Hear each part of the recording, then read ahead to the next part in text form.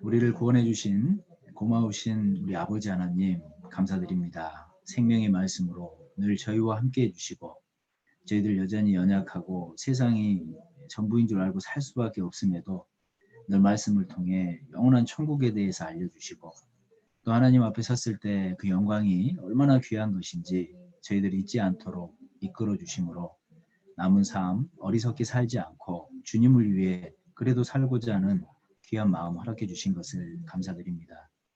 너무나도 명확하고 너무나도 힘이 되는 말씀을 주셨기에 저희들 어찌하든지 이 시간을 감사함으로 또 자원함으로 주님의 말씀에 더욱 익숙해지는 그래서 하나님께 더욱 가까이 가는 귀한 시간이 될 수 있도록 도와주시기를 간절히 원합니다. 저희들이 남은 삶 가운데 마땅히 우리의 생명 되시고 우리의 표대 되시고 우리의 목적 되시는 것이 우리 주님이시며 말씀이라는 것을 잘 알기에 더욱 말씀에 상고하며 살아가고자 합니다. 저희들 어리석은 마음을 말씀을 통해 깨트려 주시고 마땅히 살아가는 이유에 대해서 늘 생각할 수 있도록 도와주시기를 간절히 기도합니다. 그 일을 위해서 또 다음 주 월요일부터 사무엘 학교를 준비해 주셨습니다. 저희들이 그 시간에 함께함으로 주님의 말씀에 더욱 익숙해지는 귀한 시간이 될 수 있도록 그래서 저희들에게 맡겨주신 이 복음을 잘 전할 수 있도록 활용할 수 있게 이끌어 주시기를 간절히 기도합니다. 이어지는 2월 1일부터는 서울중앙교회 대전도 집회가 계획되어 있습니다. 첫 집회인 만큼 먼저는 우리 자신의 신앙을 위해 함께 참여하고 기도할 수 있도록 도와주시고 또 이러지 많은 영혼들이 주님께서 말씀 앞으로 불러주시고 또 구원받을 수 있도록 도와주시기를 간절히 기도합니다. 오늘 또 말씀의 시종 가운데도 친히 역사해 주시고 이끌어 주시기를 간절히 기도하며 저희를 사랑하시는 우리 주 예수님의 이름으로 감사하며 기도드렸습니다. 아멘. 네, 우리 마태복음 10장을 찾겠습니다. 마태복음 10장입니다. 마태복음 10장 우리 11절부터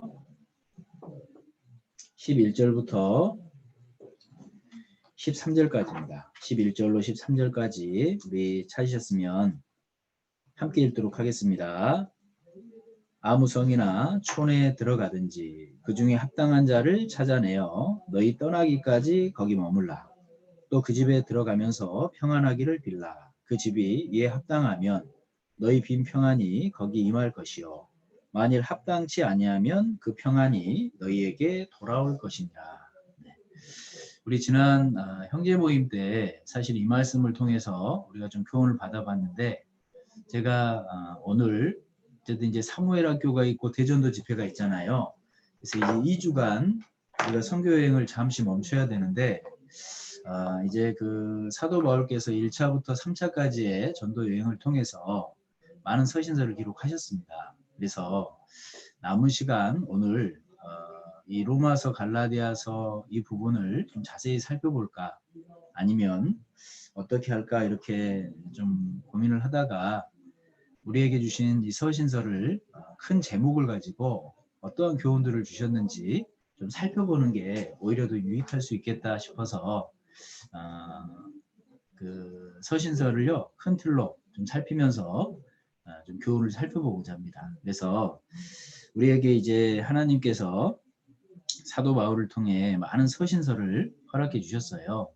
그 서신서를 허락하신 이유가 무엇일까 깊이 생각을 해보면 사실은 하나님의 뜻에 합당한 그러한 모습으로 살기를 원하시기 때문에 이런 서신서를 주셨다 생각이 듭니다.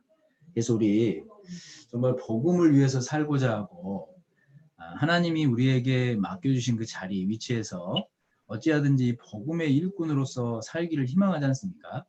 그러기 위해서는 먼저는 하나님이 보시는 합당한 자가 돼야 됩니다. 그러기 위해서는 먼저는 하나님이 보시는 합당한 가정이 돼야 돼요. 그러기 위해서는 하나님이 보시는 합당한 교회가 돼야 됩니다. 우리가 이 합당이라는 단어가 사실은 악시오스라는 단어예요. 이 악시오스라는 단어가 이 양팔 저울 있잖아요.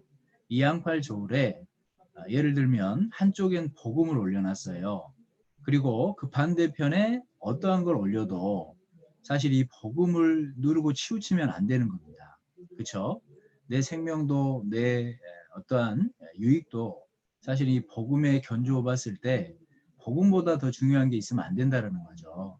그래서 사실 그 합당이라는 단어가 하나님이 보시기에 정말로 내가 복음의 일꾼으로서 이 많은 말씀들을 통해서 올바른 모습으로 살아가는 그러한 부분이다라고 생각을 해볼 수 있을 거예요. 그래서 우리 마태복음 10장 조금 전에 읽은 말씀이 실제로 그 제자들을 보내면서 전도 지침에 대해서 알려주고 있는 거지 않습니까? 먼저는 합당한 자를 찾아라. 그리고 합당한 집을 찾아라. 넓게 봐서는 합당한 교회를 말씀하고 계시는 걸 거예요. 그래서 우리 그 빌립보 교회 배웠잖아요. 사도 바울께서 2차 선교 여행 가운데 세워진 교회인데 어떻습니까?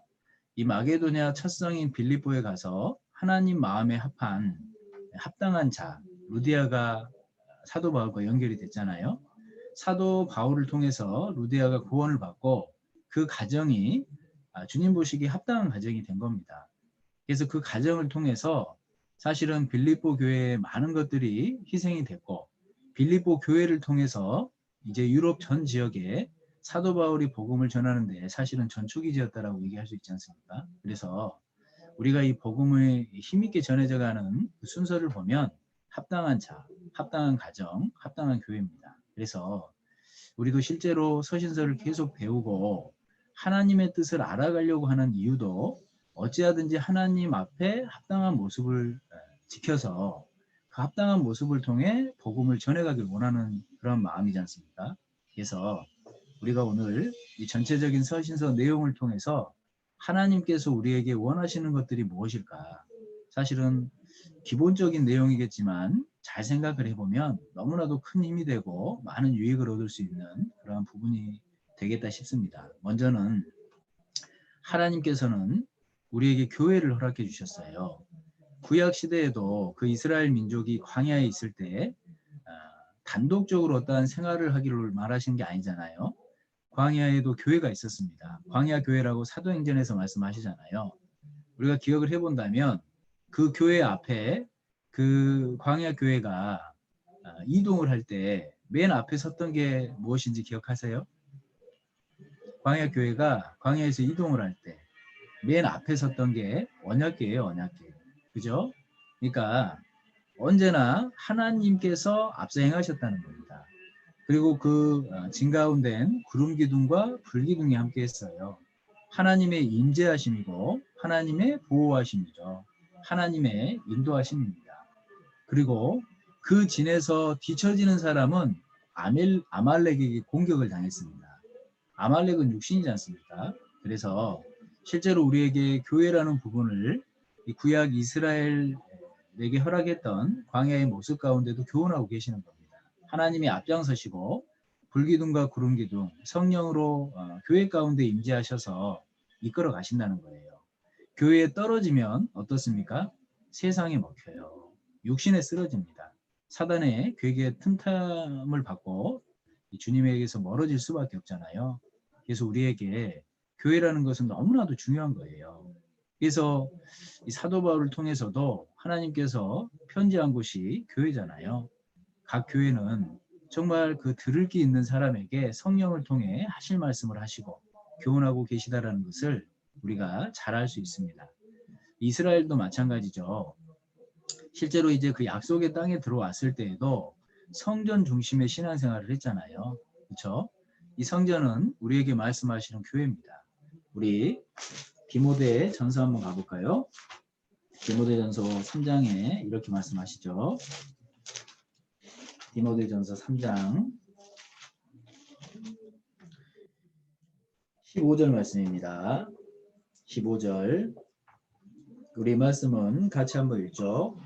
만일 내가 지체하면 너로 하나님의 집에서 어떻게 행하여야 할 것을 알게 하려 함이니 이 집은 살아계신 하나님의 교회요 진리의 기둥과 터인이라 됐습니다. 이스라엘에게 성전을 허락하셨던 것처럼 우리에겐 그 하나님의 집, 교회를 허락하셨습니다. 교회엔 진리가 있죠. 그래서 우리에게 이 교회 안에서 함께함으로 하나님의 인도하심을 느끼고 또 하나님의 말씀을 통해서 자라나기를 원하신다는 것을 우리가 잘 알 수 있어요. 그래서 우리에게 허락하신 교회는 너무나도 귀하고 그 교회 가운데 전하는 서신서 모든 말씀은 실제로 나에게 하시는 말씀입니다. 그래서 오늘은요, 이 로마서부터 데살로니가 전후서까지 좀 전체적으로 쭉 살피면서 우리에게 원하시는 하나님의 마음이 무엇일지 좀 교훈을 받아보면 좋겠습니다. 먼저 사도 바울께서 이 로마 지역의 교회들에게 편지를 보냈죠. 로마서입니다. 왜냐하면 실제로 이 로마 교회는 사도 바울이 가셔서 이렇게 복음을 전한 게 아니잖아요. 우리 사도행전 2장에 보면 오순절날 이 성령이 임하셔서 베드로 설교를 통해서 이 로마에서 왔던 경건한 유대인들도 말씀을 듣고 돌아간 겁니다. 그래서 시작된 교회가 로마 지역의 교회예요. 이 로마 교회는 어때요? 한번 그 복음의 말씀을 듣고 가기 때문에 사실 그 복음이 힘있게 전해지지 않았을 거예요. 우리 새신자들만 이렇게 딱 모여 있으면 이 복음에 있어서 힘있게 전할 수 있을까요? 사실은 그 복음의 진리에 대해서 불명확한데 힘있게 전하기는 더 어렵겠죠. 그래서 실제로 그 로마 지역의 교회가, 로마 교회가 그러한 모습이 있었다는 겁니다. 분명히 복음을 듣고 구원은 받았지만 그 복음의 진리가 좀 미미했던, 그래서 힘있게 전하지 못하던 그런 모습이 있었던 겁니다. 물론 그러했기 때문에 다른 어떠한 이론에도 흔들릴 수밖에 없는 그런 모습이 있었죠.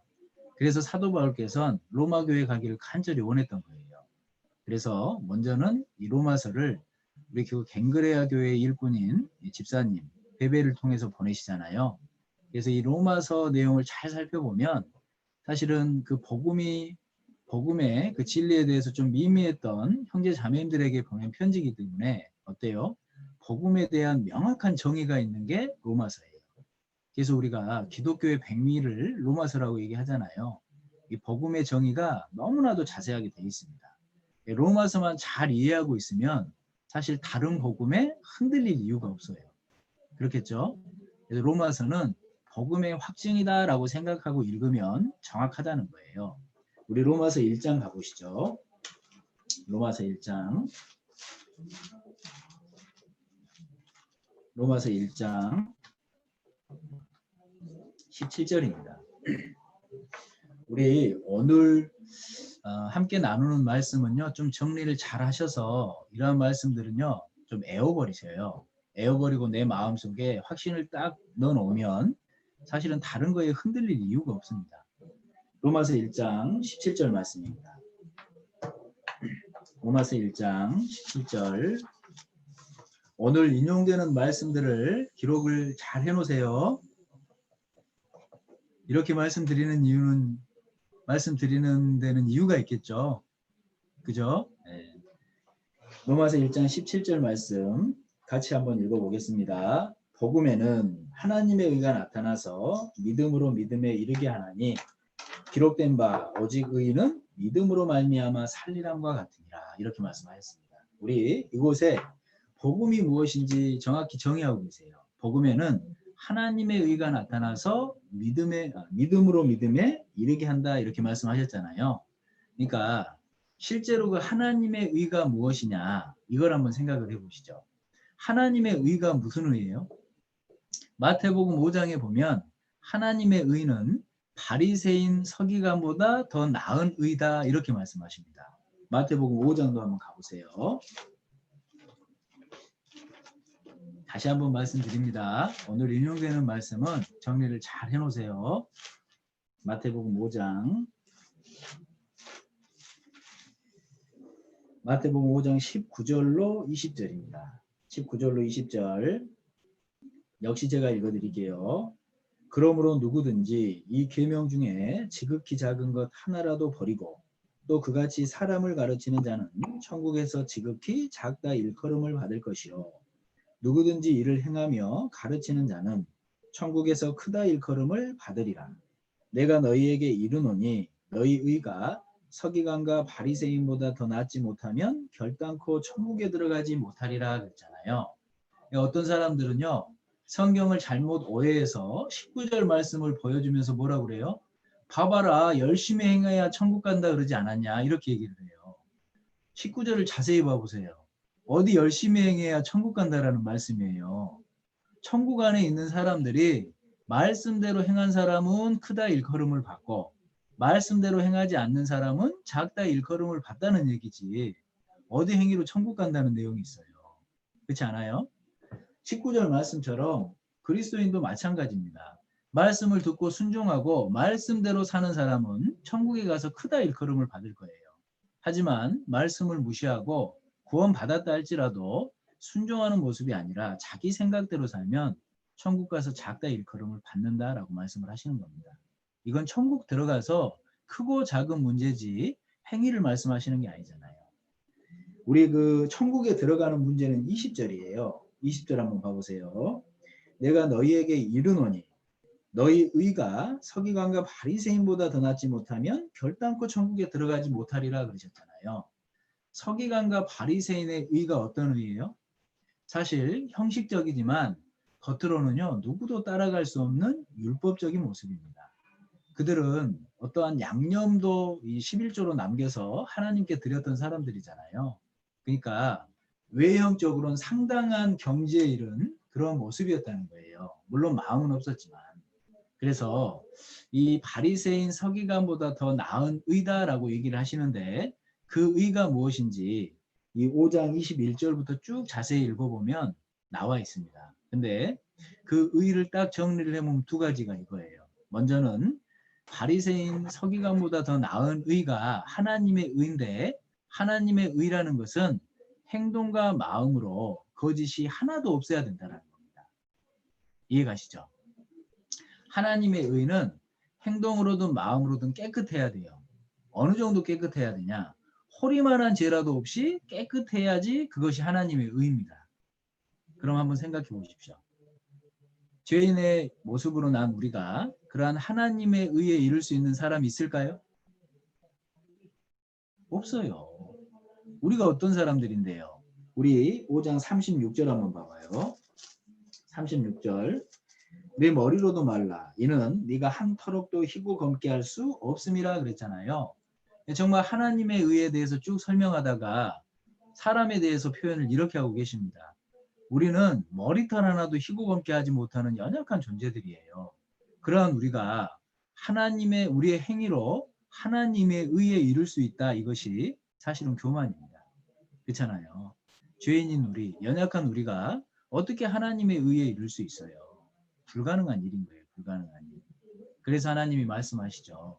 예수 그리스도를 세우시고 예수 그리스도를 믿음으로만 하나님의 의에 이룰 수 있다라는 것이 성경의 가르침인 거예요. 그래서 우리가 가진 의는 어때요?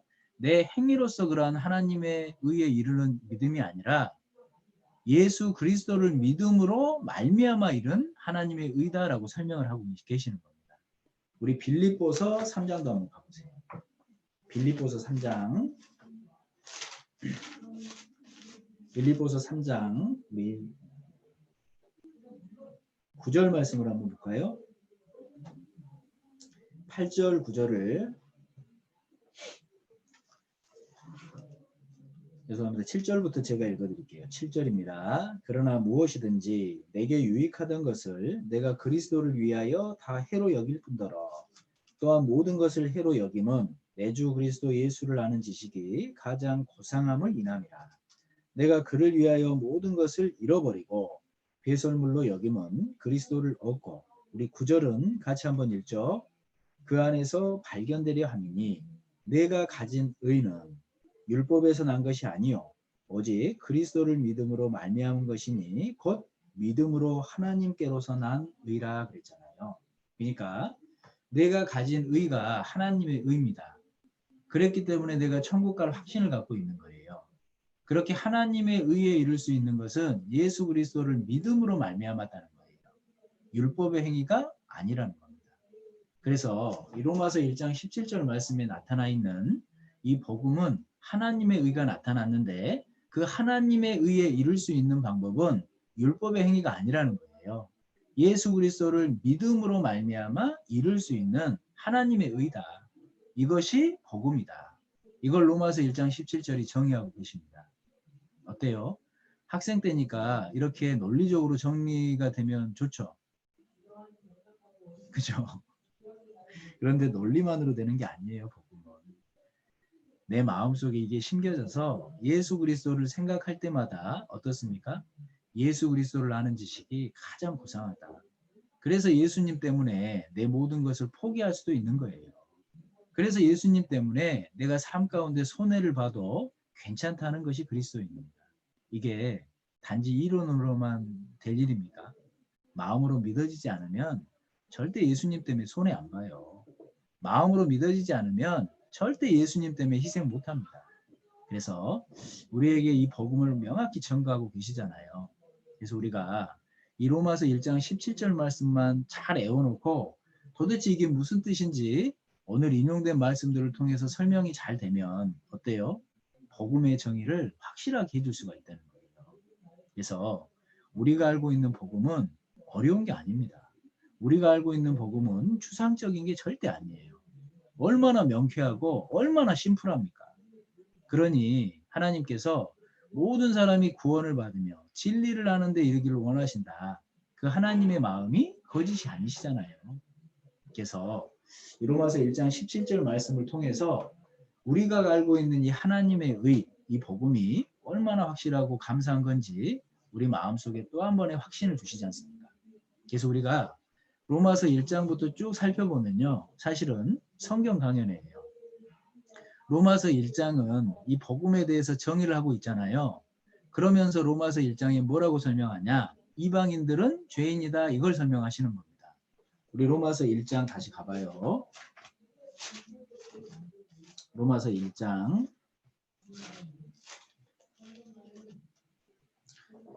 로마서 1장.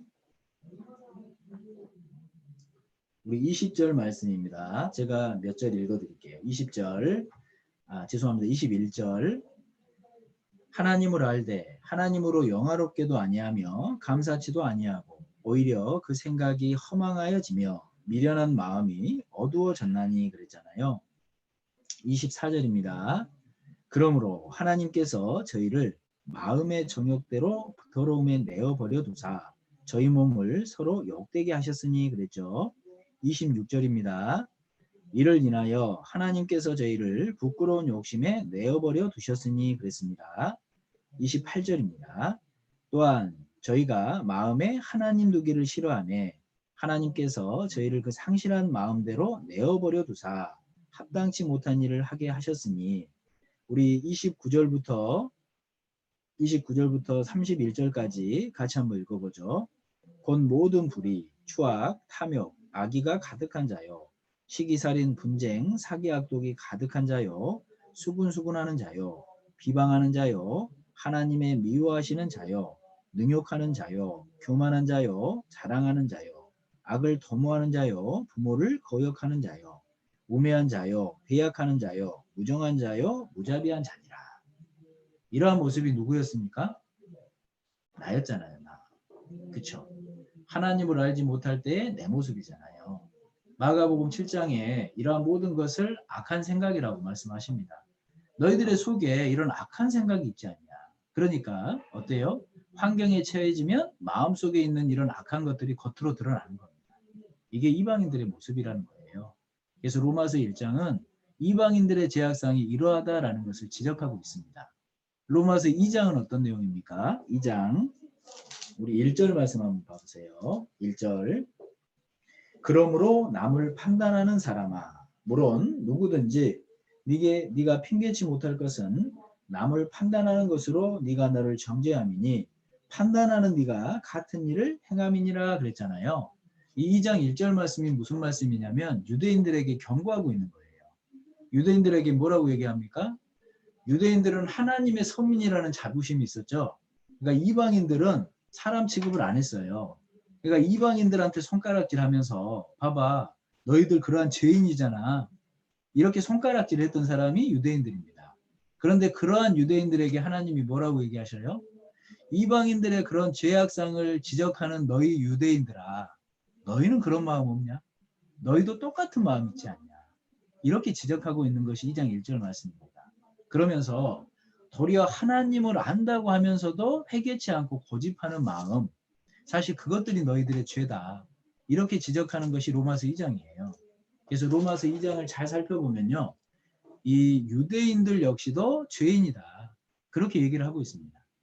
그래서 어떻습니까? 우리가 살고 있는 세상은 유대인 또는 이방인밖에 없어요. 그렇죠? 유대인 외의 모든 민족은 이방인이지 않습니까? 유대인도 죄인이죠. 이방인도 죄인이죠. 결론은 모든 사람은 죄인이다. 그걸 로마서 3장 초반절에 설명을 하시는 거예요. 로마서 3장 가보시죠. 로마서 3장 9절부터 제가 읽어드리겠습니다. 9절입니다.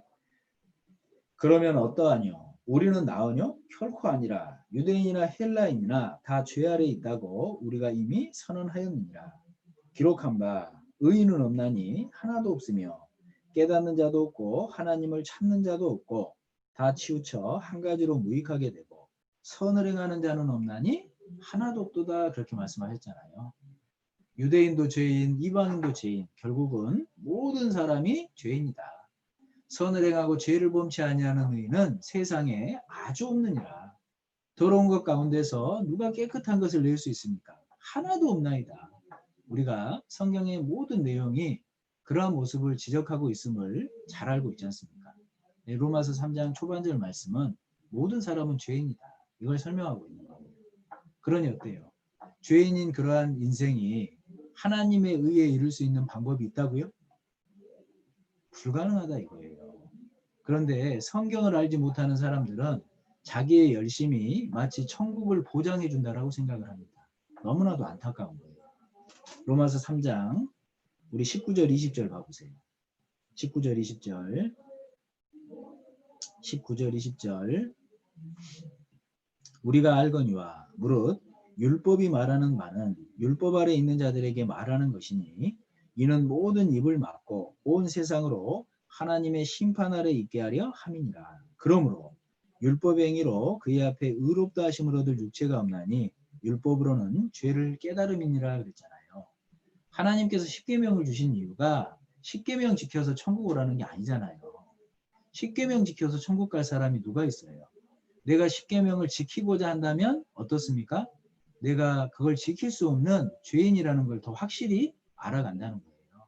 그래서 하나님께서 우리에게 율법을 주신 이유는 네가 얼마나 처절한 그러한 죄인인지 확실히 깨달으라고 주신 겁니다.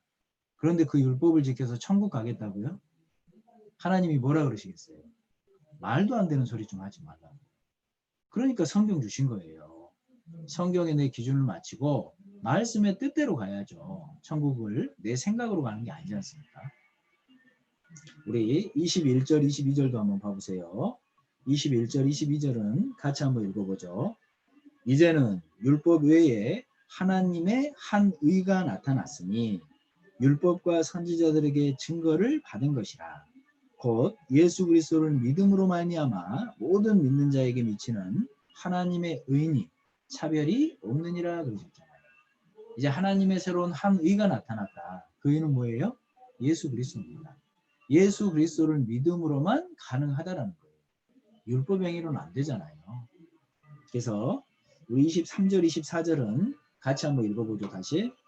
모든 사람이 죄를 범하였음에 하나님의 영광에 이르지 못하더니 그리스도 예수 안에 있는 구속으로 말미암아 하나님의 은혜로 값없이 의롭다 하심을 얻은 자 되었느니라 그러셨습니다.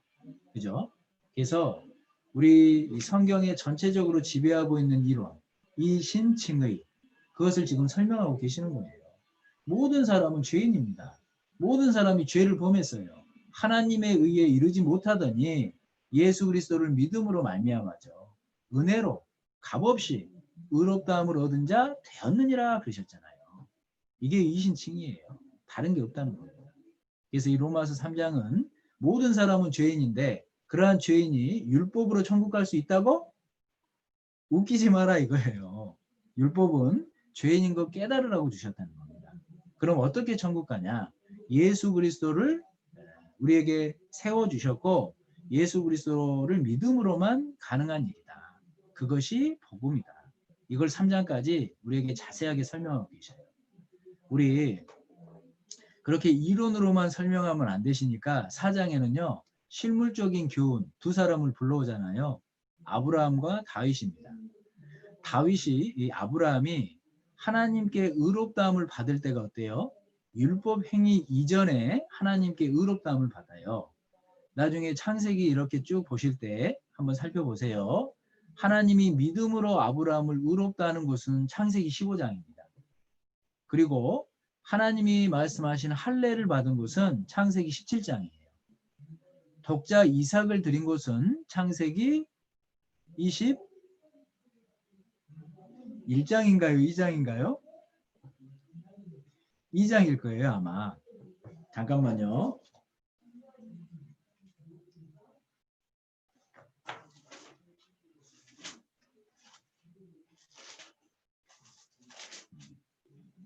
그래요.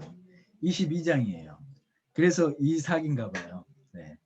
창세기 22장에서 독자 이삭을 드리잖아요. 그러니까 어때요?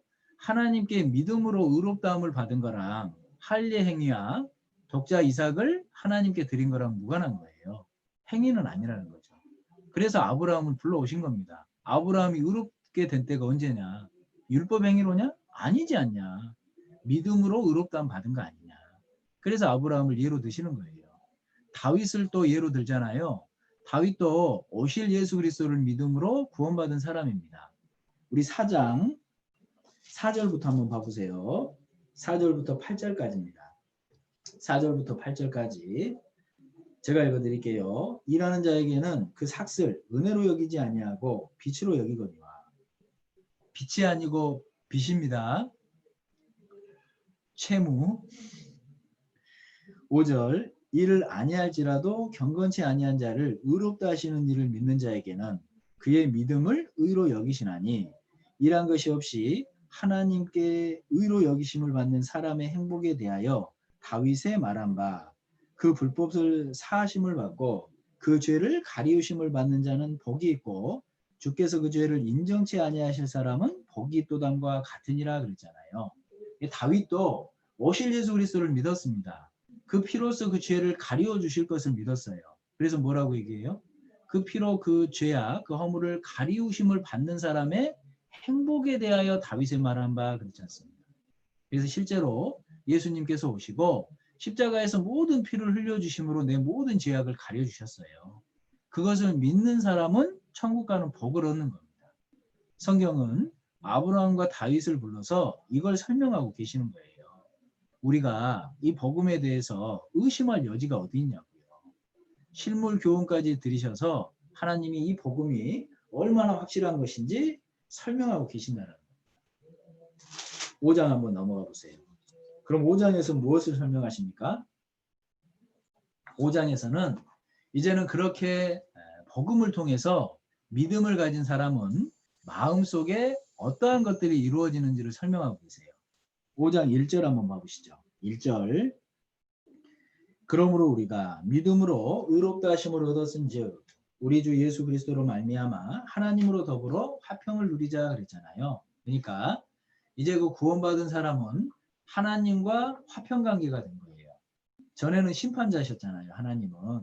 그런데 이 사실을 믿은 사람에게는 하나님은 화평 관계가 된 겁니다. 그러니까 하나님 앞에 서는 것이 두려워요? 행복해요? 그러니까 이제 내 상태를 생각하고 이렇게 얘기하려고 하면요. 아, 잘한 것도 없는데 이걸 행복하다고 얘기하는 것도 좀 미안하고, 그죠?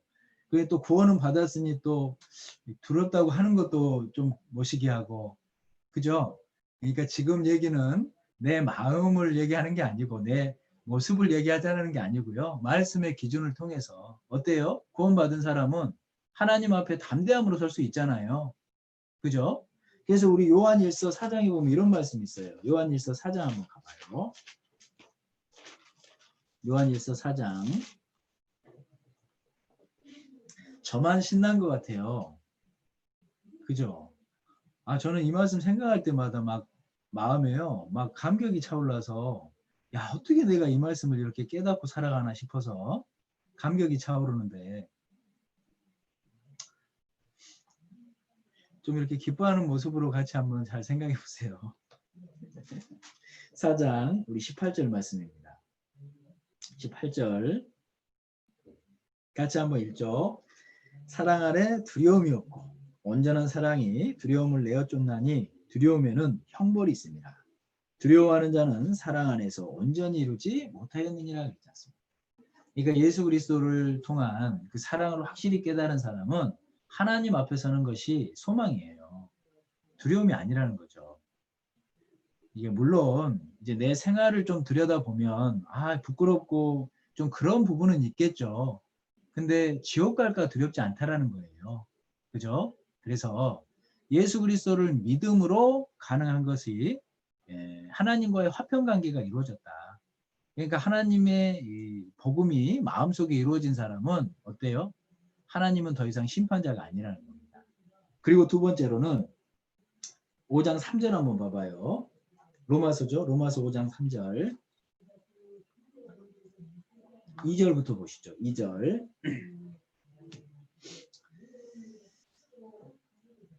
2절부터 5절까지는 제가 천천히 읽어드릴게요. 또한 그로 말미암아 우리가 믿음으로 서 있는 이 은혜에 들어감을 얻었으며 하나님의 영광을 바라고 즐거워하느니라. 다만 이뿐 아니라 우리가 환난 중에도 즐거워하나니 이는 환난은 인내를, 인내는 연단을, 연단은 소망을 이루는 줄을 알미로다. 소망이 부끄럽게 아니함은 우리에게 주신 성령으로 말미암아 하나님의 사랑이 우리 마음에 부은 바 됨이니 그랬잖아요. 그러니까 화평 관계도 이루어졌지만 구원받은 사람 마음속엔 즐거움이 있어요. 그렇죠? 그리고 그 마음속엔 소망이라는 것이 부어져 있습니다. 그 마음속엔 하나님의 사랑이 부어져 있어요. 그러니 어때요? 당연히 구원받기 전하고 다른 마음이겠죠. 에스겔 36장에 보면 우리를 맑은 물로 씻어주셨다. 그래서 새로운 영을 주셨다. 그러니 어떻습니까? 새 마음이 생겼다. 그러니까 굳은 마음이 제하여지고 부드러운 마음이 생겼다. 그리스도인이 아니면 사실 이해하기 어려운 말씀이에요. 말씀을 통해 구원받고 제 용서함을 받았을 때 성령이 내 안에 오신 겁니다. 그 성령은 우리의 마음을 예전과는 다른 마음으로 바꿔주시는 거예요. 너희가 전에는 어둠이더니 이제는 주 안에서 빛이라. 너희가 전에는 긍휼을 얻지 못하였더니 이제는 긍휼을 얻은 자 되었다. 너희가 전에는 양과 같이 길을 잃었더니 이제는 너희 영혼의 목자와 감독 되신 이에게 돌아갔다. 전과 이제를 나누는 분명한 기준선이 있잖아요. 그날이 복음을 듣고 하나님의 은혜를 참으로 깨달은 날입니다. 구원받은 날이에요. 그러니까 예수 그리스도를 말씀을 통해 확인하고 그 복음이 무엇인지 말씀을 통해 확인하고 구원받은 날, 그날 화평관계가 이루어진 거예요. 그날 내 마음엔 즐거움이 이루어지는 겁니다. 그날 내 마음엔 소망이 생긴 거예요. 그날 내 마음엔 사랑이 심겨진 거예요. 그러니 우리가 어떤 사람들입니까 도대체?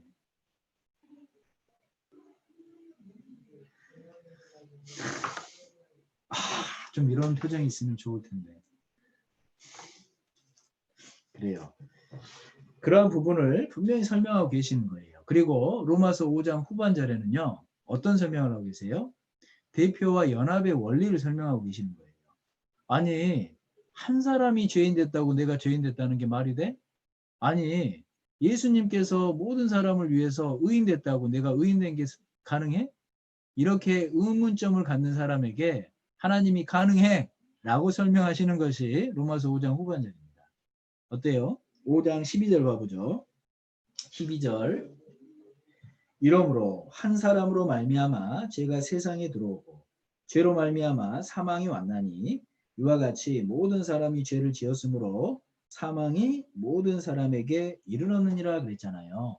실제로 아담으로 말미암아 모든 사람이 죄인 됐습니다. 그것처럼 한 사람 예수님을 통해서 모든 사람 의인 되는 것도 가능하다는 것이 19절이에요. 19절 봐보세요. 19절 한 사람의 순종치 아니함으로 많은 사람이 죄인 된 것 같이 한 사람의 순종하심으로 많은 사람이 의인이 되리라 그랬잖아요.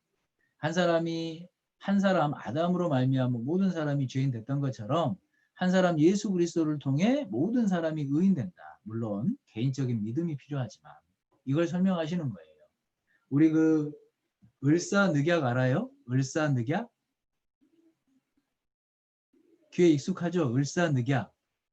그 이완용 씨가 이 사인을 함으로 인해서 우리가 일본에 예속된, 그래서 그 을사늑약이라고 그러잖아요. 완전 농락당했다라는 뜻으로. 왜 고개를 못 들어요? 기억이 안 나서 그러는 거예요? 어떻습니까? 졸업한 지가 언젠데요. 어쨌든 을사늑약은 이한용 한 사람의 사인으로 인해서 모든 사람한테 효력이 있는 거잖아요. 그죠? 그런 것처럼 아담 한 사람으로 인해서 모든 사람에게 죄인이 되는 효력이 있었던 것처럼 예수 그리스도 한 사람으로 말미암아 그 의로운 행위로 말미암아 모든 사람이 의인이 될 수 있다. 불가능한 게 아니라는 거예요. 그래서 5장 후반절에 가능하냐? 가능해. 그리고 딱 도장을 찍는 겁니다. 그리고 6장은 뭐예요? 이제 그렇게 구원받은 사람은 이제 죄에 대해서 죽은 자로 여기고 살아야 된다. 그렇게 말씀을 하시는 겁니다. 우리 어떠한 사람들 그런 얘기 하죠. 야, 우리 교회는 이제 영원한 속죄를 받았기 때문에 마음대로 살아도 된다고 얘기한대요. 누가 그런 얘기를 하던가요? 누가? 우리 로마서 6장 1절 한번 봐볼까요? 6장 1절 2절. 6장 1절 2절. 우리 말씀 같이 한번 읽어볼까요? 그런즉 우리가 무슨 말하리요? 은혜를 더하게 하려고 죄에 거하겠느냐? 그럴 수 없느니라. 죄에 대하여 죽은 우리가 어찌 그 가운데 더 살리요? 그랬잖아요. 아니 구원받은 사람이 영원한 속죄 받았다고 이제 죄 마음대로 지어도 된다고요? 구원받은 사람 아닐 거예요. 어떻게 구원받은 사람의 마음에 그런 마음이 있어요? 우리 로마서 6장 14절 15절입니다. 14, 15절 이 말씀도 같이 한번 읽어보죠. 죄가 너희를 주관치 못하리니 이는 너희가 법 아래 있지 아니하고 은혜 아래 있음이니라. 그런즉 어찌하리요? 우리가 법 아래 있지 아니하고 은혜 아래 있으니 죄를 지으리요? 그럴 수 없느니라 그랬잖아요. 우리는 이제 더 이상 율법 아래에 있는 사람들은 아닙니다. 그런데 새로운 법 아래로 예속된 사람들이에요. 누굽니까? 그리스도의 법 아래로 들어간 사람들이라는 거예요. 그리스도의 법은 죄에 대해서 죽은 자로 여겨라. 딱 이렇게 명령하고 계시는 겁니다. 구원받은 사람은요. 죄를 심상히 여기면 안 돼요. 구원받은 사람은 이제 나는 죄에 대해서 죽었다. 이렇게 생각을 해야 돼요. 세상에 대해서 죽었다. 이렇게 생각을 해야 되는 겁니다. 하나님의 뜻이잖아요. 그래서 우리 로마서 6장에는 그렇게 구원받은 사람은 죄에 대해서 세상에 대해서 죽은 자로 여겨라. 이렇게 말씀을 하시는 겁니다. 그러니까 어떻습니까? 우리가 이제 죄에 대해서 세상에 대해서 농락당하지 않죠. 그죠? 전혀 힘들지 않잖아요. 그래요? 아유 힘들잖아요. 그죠? 그렇게 살아야 되는 건 알겠는데 안 돼요 잘.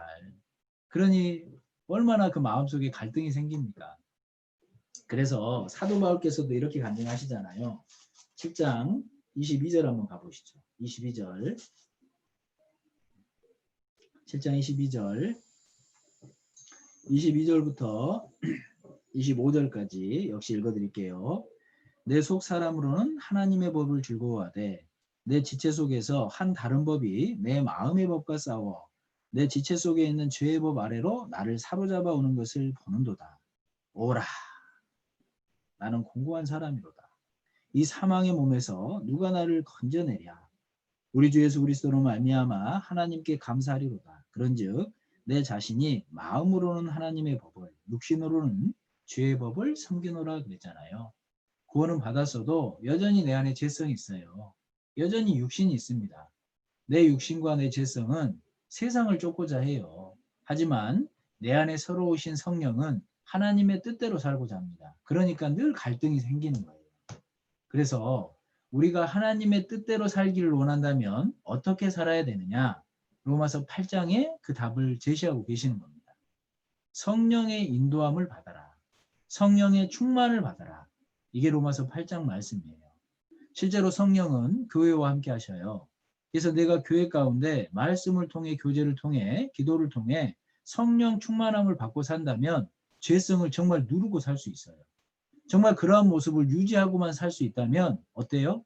하나님이 온전하신 것처럼 너희도 온전하라. 그 명령이 먼 것이 아니라는 걸 느낄 수 있어요.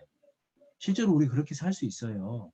아이고 육신이 있는데 그게 가능하냐고요? 가능합니다. 생각해 보세요. 하나님이 나에게 불가능한 걸 명령하신 분이 아니에요. 내가 말씀을 가지고 정말 기도의 모습으로 하루를 붙들고 살아보려고 해보세요. 그러면 정말 죄가 얼마나 미운 건지 내 마음속에 새겨져요. 세상이 얼마나 가치 없는 건지 내가 알게 된다니까요. 그러한 사람은 죄와 세상에서 구별되어 살아갈 수 있습니다. 답은 성령의 인도예요. 답은 성령의 충만입니다. 그래서 우리가 오전마다 큐티하고 어찌하든지 말씀에 가까우라고 계속해서 말씀을 드리는 이유가 성령 충만이잖아요. 우리 에베소서 5장 18절에 뭐라고 말씀하시죠? 성령의 충만함을 받으라. 그죠? 죄송합니다. 잘못 외웠어요. 술 취하지 말라. 술 취하지 말라. 이는 방탕한 것이니 오직 성령의 충만을 받으라 그랬잖아요. 그래서 내가 죄에 취하고 세상에 취할 게 아니라 성령에 취해서 성령의 충만함을 받아 살아야 됩니다. 그래서 우리가 정말 그게 어려운 게 아니니까 로마서 8장에 말씀하시는 것처럼 성령의 인도, 성령의 충만을 받으면 그렇게 살아갈 수 있다. 답을 제시해 주셨잖아요. 그래서 어찌하든지 하나님의 말씀을 내 마음속에 새기고 정말 주님께 기도하고 무리 가운데 함께 교제하면서 성령의 충만이 무엇인지 식어가면 안 된다는 거예요. 그래서 분명히 로마서 8장이 그 답을 제시하고 계시지 않습니까? 시간이 다 돼서 로마서 8장까지만 해야 될 것 같아요. 아니, 로마서는요. 여기서 끝낸다는 게 아니라 표정들이 끝낸다니까 좋아요. 왜? 아쉬워야 되는데. 로마서 9장부터는 우리 9장부터 11장까지는요. 이스라엘의 역사에 대해서 얘기하고 계세요. 왜 갑자기 이 말씀을 하시다가 이스라엘 얘기를 하냐면 요즘 그 대체 신학이라는 게 있어요. 이스라엘의 이 성경에 나타난 이스라엘의 복은 이제 교회로 다 넘어갔다. 그러니까 성경에 나타난 이스라엘은 상징적인 것이다. 이렇게 얘기하는 것이 대체 신학입니다. 그런데 그렇게 대체 신학으로 성경을 풀려고 하면요. 요한계시록이 풀리지가 않아요. 요한계시록은 이스라엘을 실물로 놓지 않고는 해석할 수가 없는 책인 겁니다. 그래서 로마서 9장부터 11장까지 실제 이스라엘은 역사적인 나라다. 이걸 증거하고 있는 책이 11장이에요. 9장부터 11장이에요. 그러니까 그 이스라엘에게 이제 이방인의 시대가 끝나면 7년 환란 가운데 14만 4천이 구원받는 역사가 실제임을 증거하고 있잖아요. 그리고 12장부터는 이제 그렇게 구원받은 사람이 세상 가운데 어떻게 살아야 되는지 지침서를 쭉 설명하고 계시는 겁니다. 교회 안에서, 이웃에 대해서, 국가에 대해서, 사회에서 어떻게 살아야 되는지 대한 지침서예요. 그래서 우리가 모든 서신서를 보면요. 첫 번째로는 우리가 깨달은 이 구원의 진리를 설명하고 계세요. 그리고 그 이후에는 구원받은 사람이 어떻게 살아야 될지 지침서를 제공하시는 것이 서신서입니다. 그러니까 얼마나 명확해요. 그래서 우리가 이 로마서 1장부터 8장까지 자세히 살펴보세요. 그러면 성경 강연의 1일차부터 7일차까지를 계속 듣는 거예요. 그러면 어떻습니까? 내가 알고 있는 이 복음이 얼마나 귀한 거예요. 사도 바울께서 이 복음을 말씀하실 때마다 내 복음, 나의 복음 이렇게 말씀하셨잖아요. 사실 이 복음이 정말 내 것처럼 가치 있게 되지 않으면 내 복음, 나의 복음 이렇게 얘기 못할 거예요. 근데 사도 바울의 삶 가운데 진짜 이 복음이 혼연일체가 된 겁니다. 다른 것보다 너무나도 귀한 것이 복음이다라는 것을 아셨기 때문에 나의 복음, 내 복음 이렇게 말씀하셨던 거예요. 우리도 이 로마서 말씀을 계속 암송하고 또 다시 한번 씹고 되씹으면서 정말로 하나님이 나에게 믿게 해주신 이 복음이 내 복음이라고. 내가 이 복음을 위해서 정말 다른 거 희생할 수도 있다고. 이런 마음이 분명 돼야 될 겁니다. 그러니까 로마서를 우리에게 주신 거잖아요. 우리 화면으로 보면 뭐 하고 있는지 다 보인다고 그랬죠?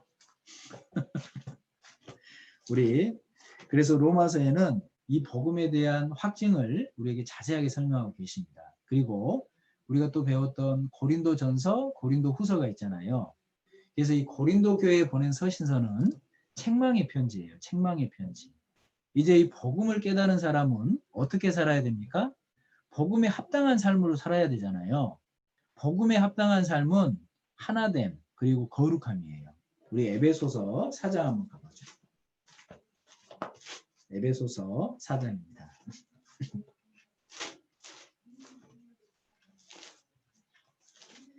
에베소서 4장 우리 1절부터 3절까지 제가 읽어드릴게요. 우리 에베소서 4장에 보면요. 그렇게 예수 그리스도의 사랑을 깨닫고 부르심에 응한 사람, 그러한 사람은 그러한 부르심에 합당한 삶을 살아야 된다는 걸 설명하십니다. 그래서 그 두 가지를 설명하는데 1장부터 3절까지는 하나됨을 설명하시네요. 1절부터 읽어드릴게요. 그러므로 주 안에서 같이 내가 너희를 권하노니 너희가 부르심을 입은 부름에 합당하게 행하여 모든 겸손과 온유로 하고 오래 참음으로 사랑 가운데서 서로 용납하고 평안에 매는 줄로 성령이 하나 되게 하신 것을 힘써 지키라 그랬잖아요. 먼저는 우리에게 원하시는 부르심에 합당한 삶은 하나됨입니다. 그리고 두 번째는 거룩함이에요. 24장 21절이죠. 21절부터 24절까지는 우리 같이 한번 읽겠습니다.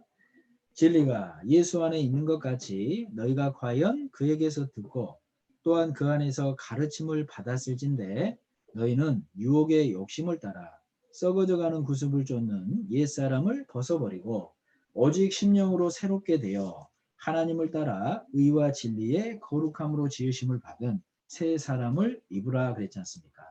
그래서 실제로 그 부르심에 합당한 첫 번째 삶은 하나 돼야 되고 두 번째로 그 합당한 삶은 거룩합니다. 이렇게 얘기하십니다. 그래서 우리에게 성령을 허락하셨고 그러한 성령의 부르심에 응한 사람이라면 하나 돼야 돼요. 거룩해야 됩니다.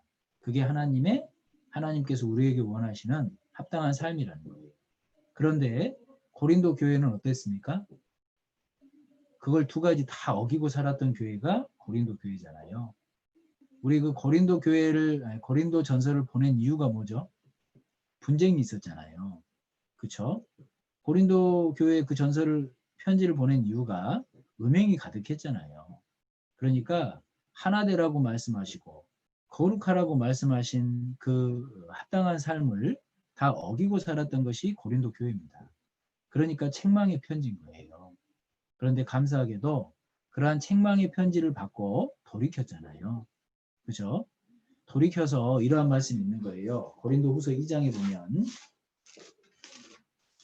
고린도후서 2장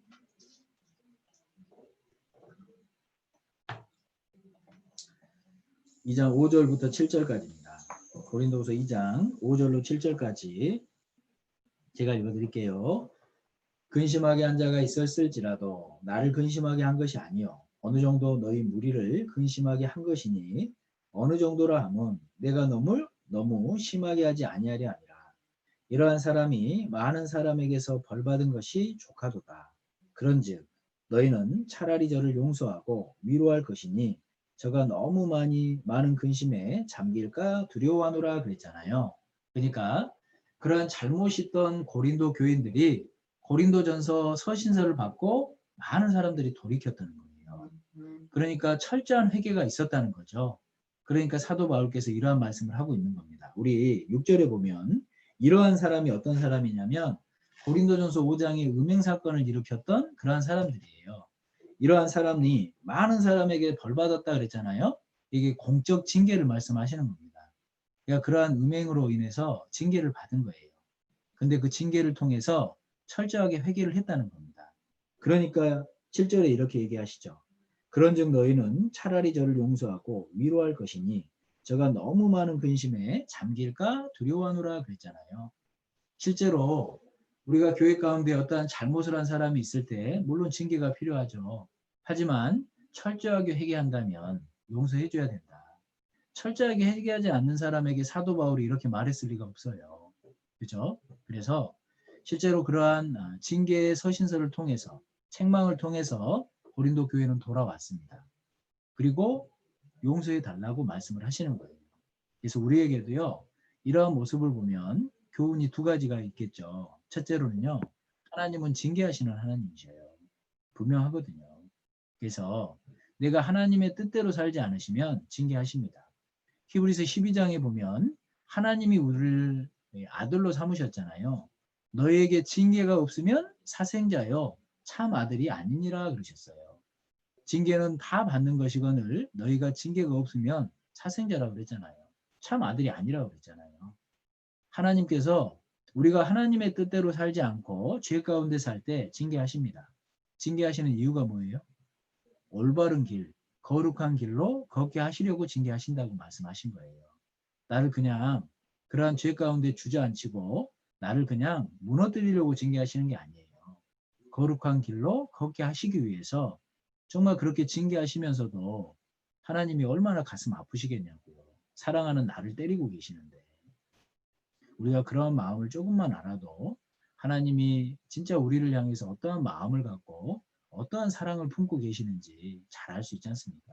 그래서 징계를 받고 내가 어려움에 처해 있을 때 거기에 주저앉으면 안 되고 철저한 회개가 회복의 첫 걸음입니다. 그래서 내가 먼저는 죄 가운데 거하지 않아야 되고 행여라도 그런 실수를 통해서 징계를 받을 때에도 철저한 회개가 선제 조건이에요.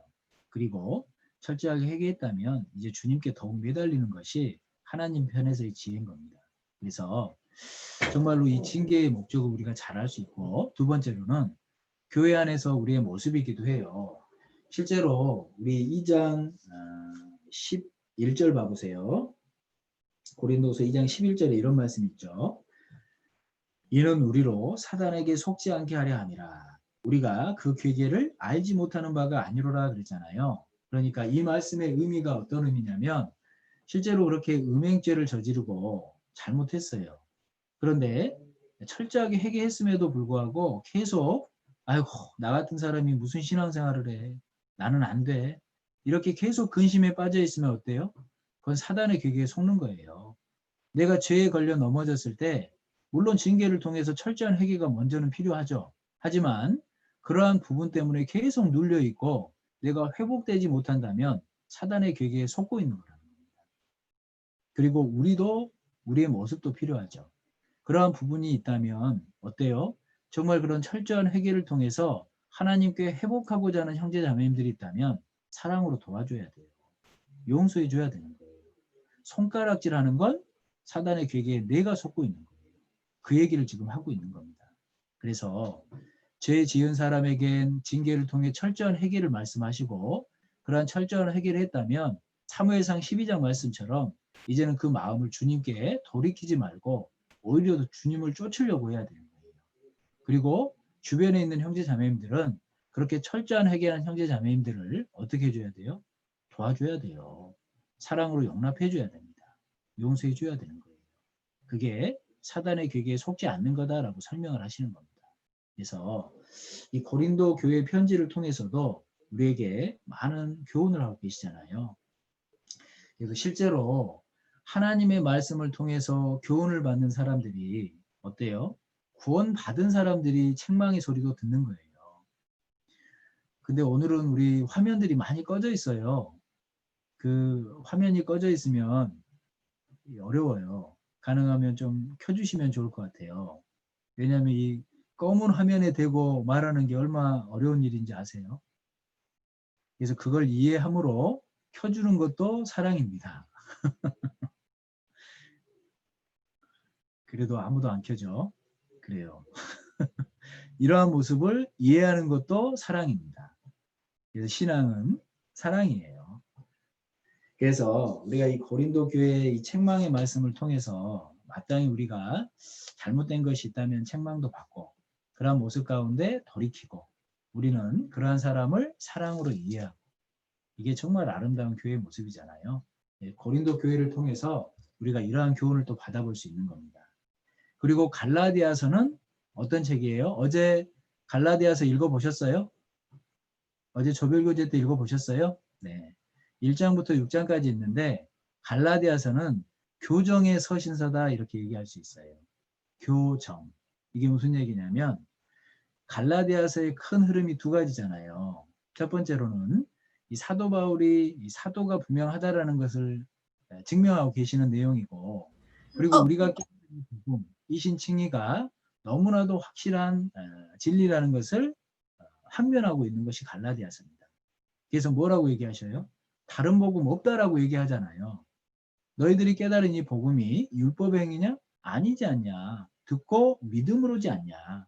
이걸 설명하고 있잖아요. 왜냐하면 이때 당시에 갈라디아 지역에 있는 교회들이 이 율법주의 사상이 들어와서요, 자신들이 믿고 있던 이 복음에서 흔들려 버렸던 거예요.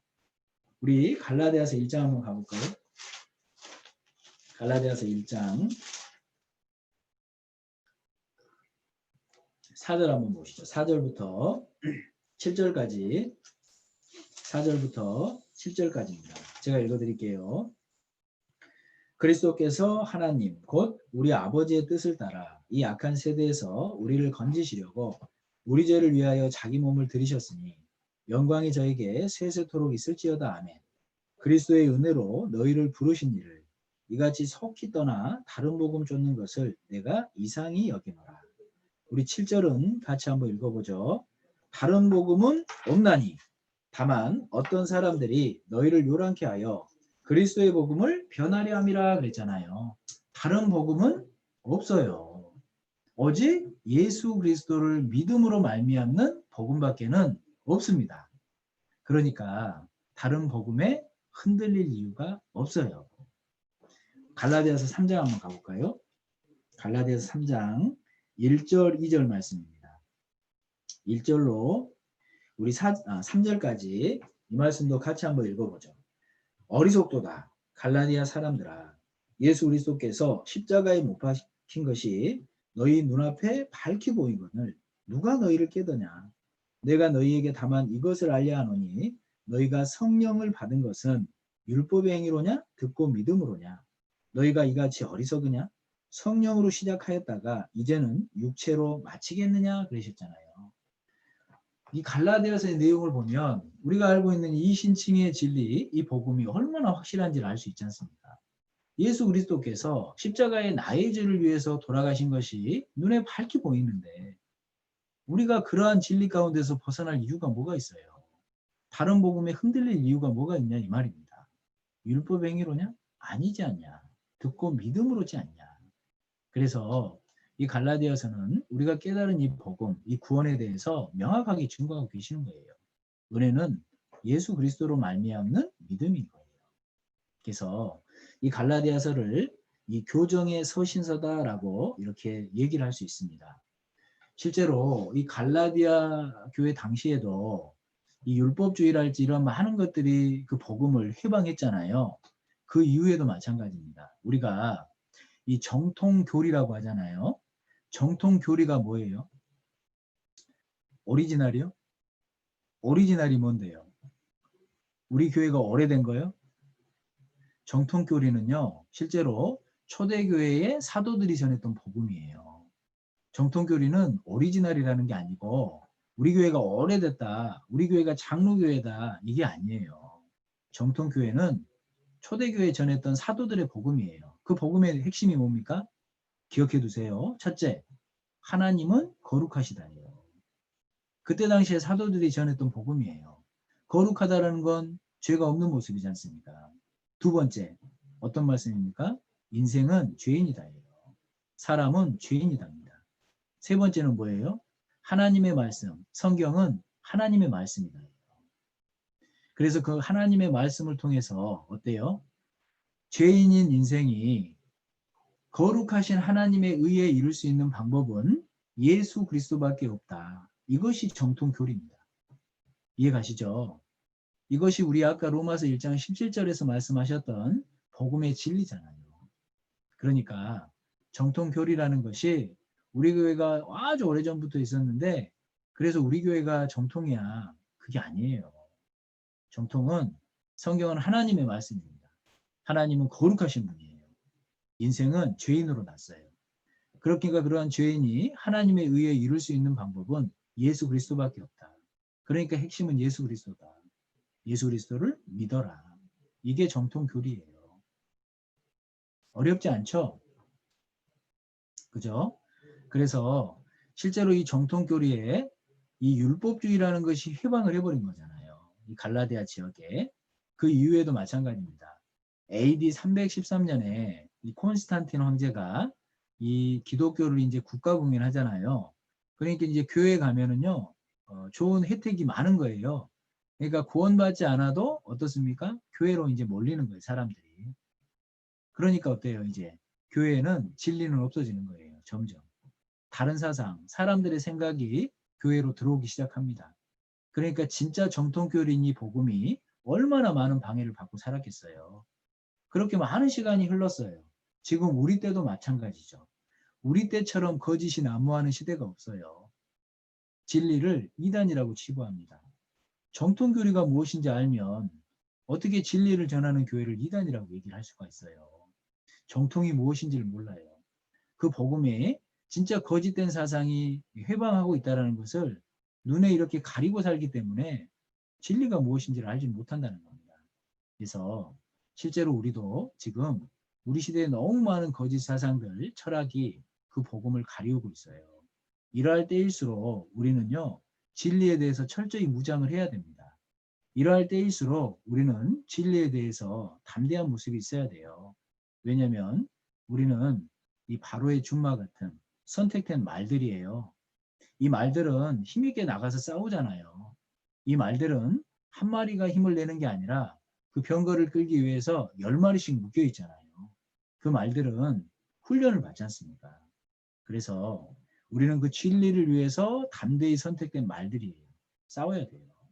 진리를 위해서 정말 고수해야 돼요. 그래서 우리가 하나님께서 말씀하시는 진리가 무엇인지 먼저는 내 마음속에 대목같이 확 박혀 있어야 되잖아요. 그런 사람이 다른 것에 흔들리지 않고 그런 사람이 복음을 위해서 일할 수 있지 않습니까?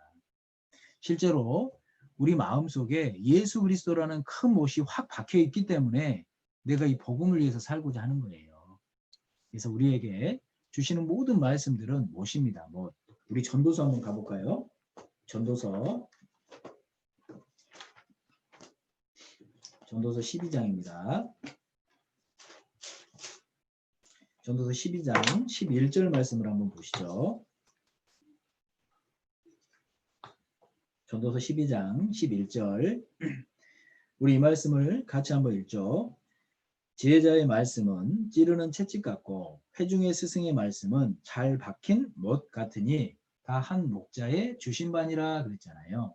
그래서 우리 마음속에 찌르고 있는 대목 같은 말씀들이 많을수록 진리를 위해서 싸우는 거예요. 그러한 사람이 주님의 군사가 되는 겁니다. 어떻습니까?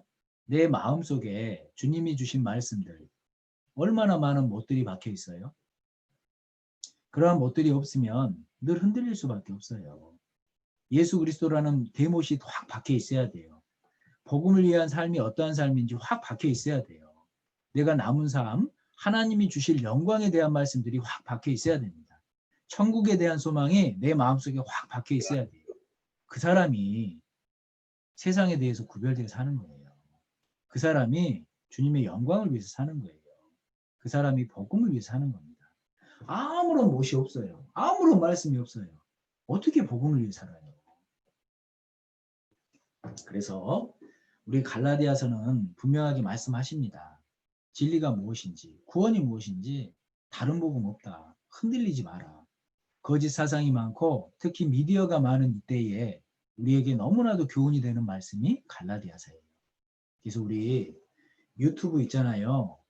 유튜브 같은 거 너무 이렇게 많이 찾아보지 마요. 정말 유튜브에 잘못된 사상들, 거짓된 것들이 너무나도 난무하는데 내 마음속에 잘못된 거 하나만 신겨버리잖아요. 복음이 흔들려 버리는 거예요. 그래서 그러한 시간이 있으면 성경을 보세요. 성경을. 하나님의 말씀이라는 확실한 증거가 있잖아요. 이러한 위대한 책을 두고 왜 다른 것에 기웃기웃하냐고요. 더욱 말씀에 귀를 기울이고 창념하시면 돼요. 그래서 우리가 화장실 갈 때도요. 제가 형제님들에게 늘 얘기하는 건데 성경책 들고 가요. 성경책. 핸드폰 들고 가지 말고요. 아시겠죠?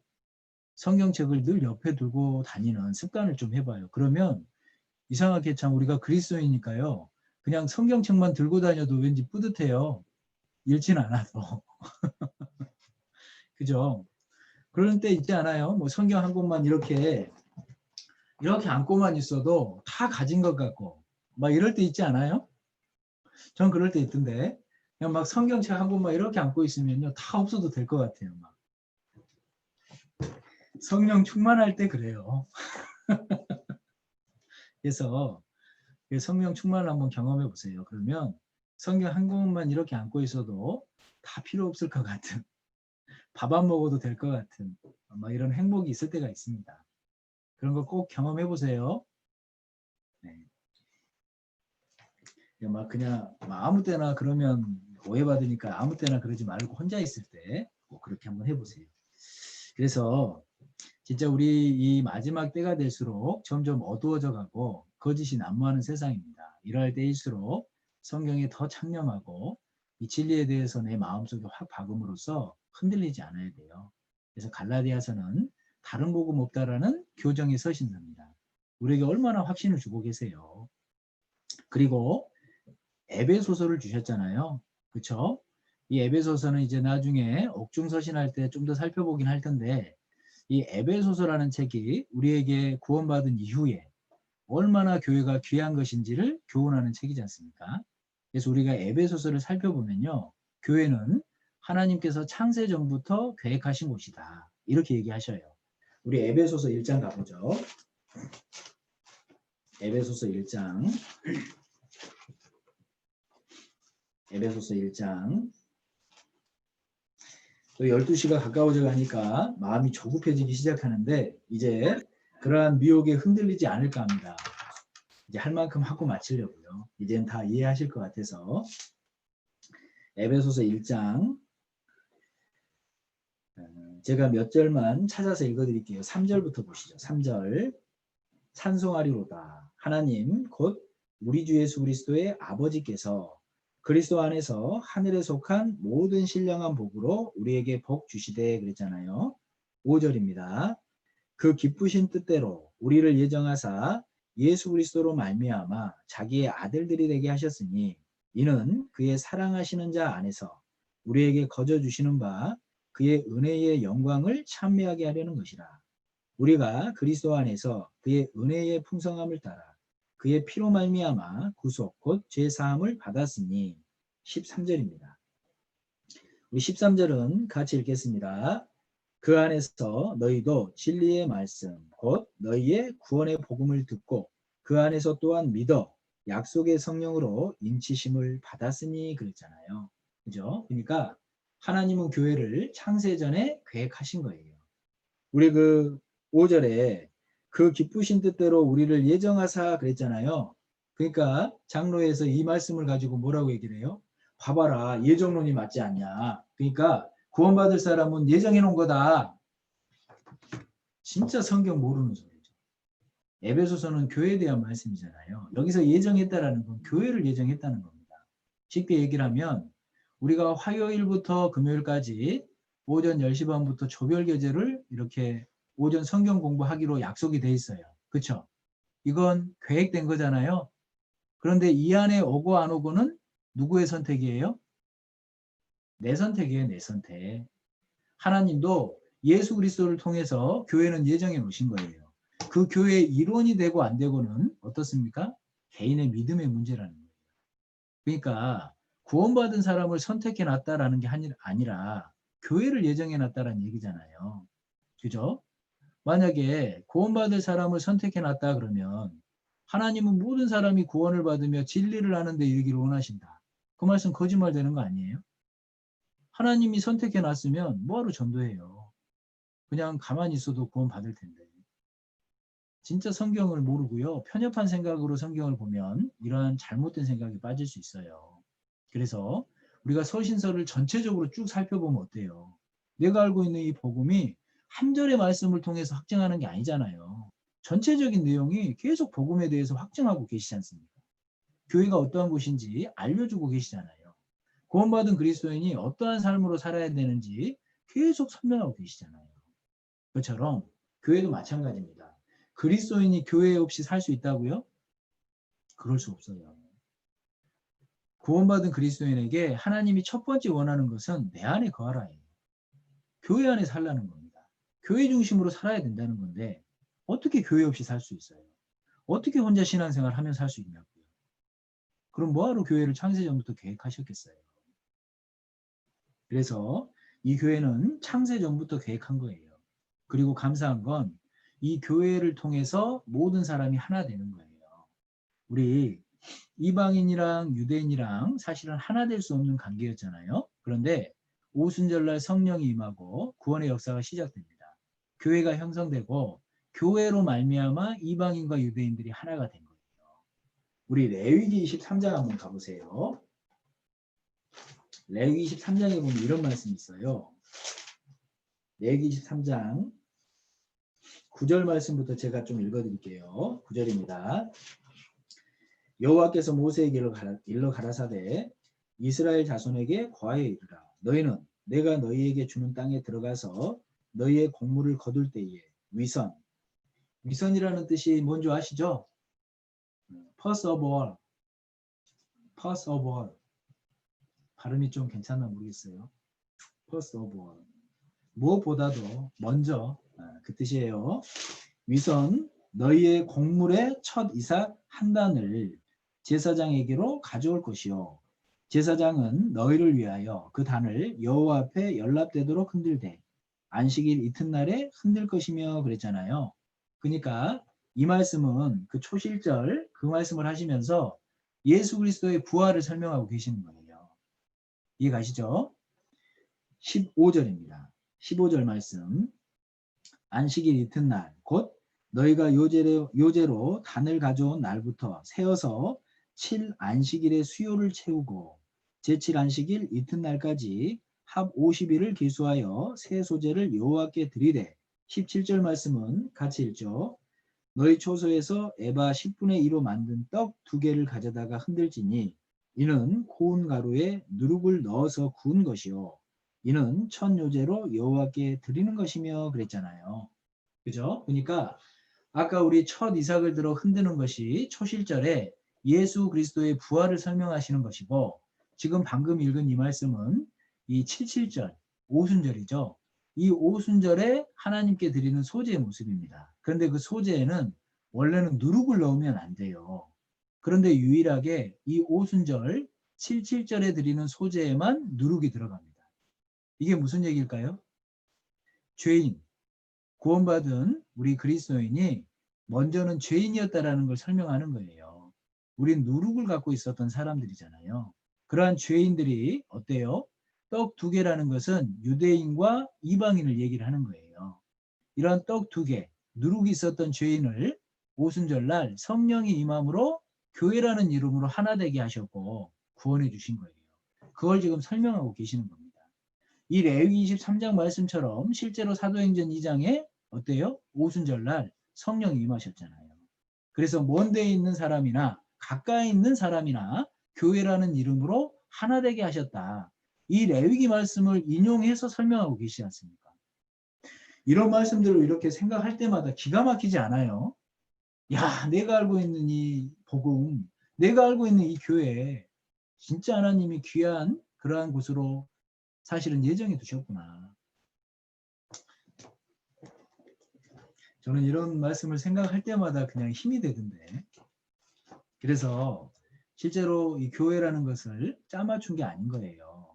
하나님이 왜 교회를 이렇듯 귀하다 하시겠습니까? 왜 교회 중심으로 살라고 하시겠어요? 창세전부터 계획하신 겁니다. 예수 그리스도의 죽으심과 부활을 통해서 믿는 사람들에게 성령을 주시고 하나 되게 하신 거예요. 그래서 실제로 이 에베소서의 성경은 너무나도 귀한 책입니다. 우리에게. 에베소서 3장은 무엇을 얘기하셔요? 그러니까 교회는 하나님의 비밀의 경륜이다 이렇게 얘기하시는 거예요. 경륜이라는 뜻이 뭡니까? 우리 2021년 계획을 세웠죠. 그죠? 그것이 나의 경륜이에요. 회사들이 어떠한 이 계획을 세우잖아요. 운영을 하기 위해서. 그것이 경륜입니다. 하나님께서도 인류 역사를 계획하셨잖아요. 그러한 경륜 가운데 비밀로서 두신 것이 교회다. 그런데 어때요? 정말 말씀을 통해서 그리스도인들을 깨달을 수 있어요. 그러니까 오픈 시크릿이라고 그러는 거예요.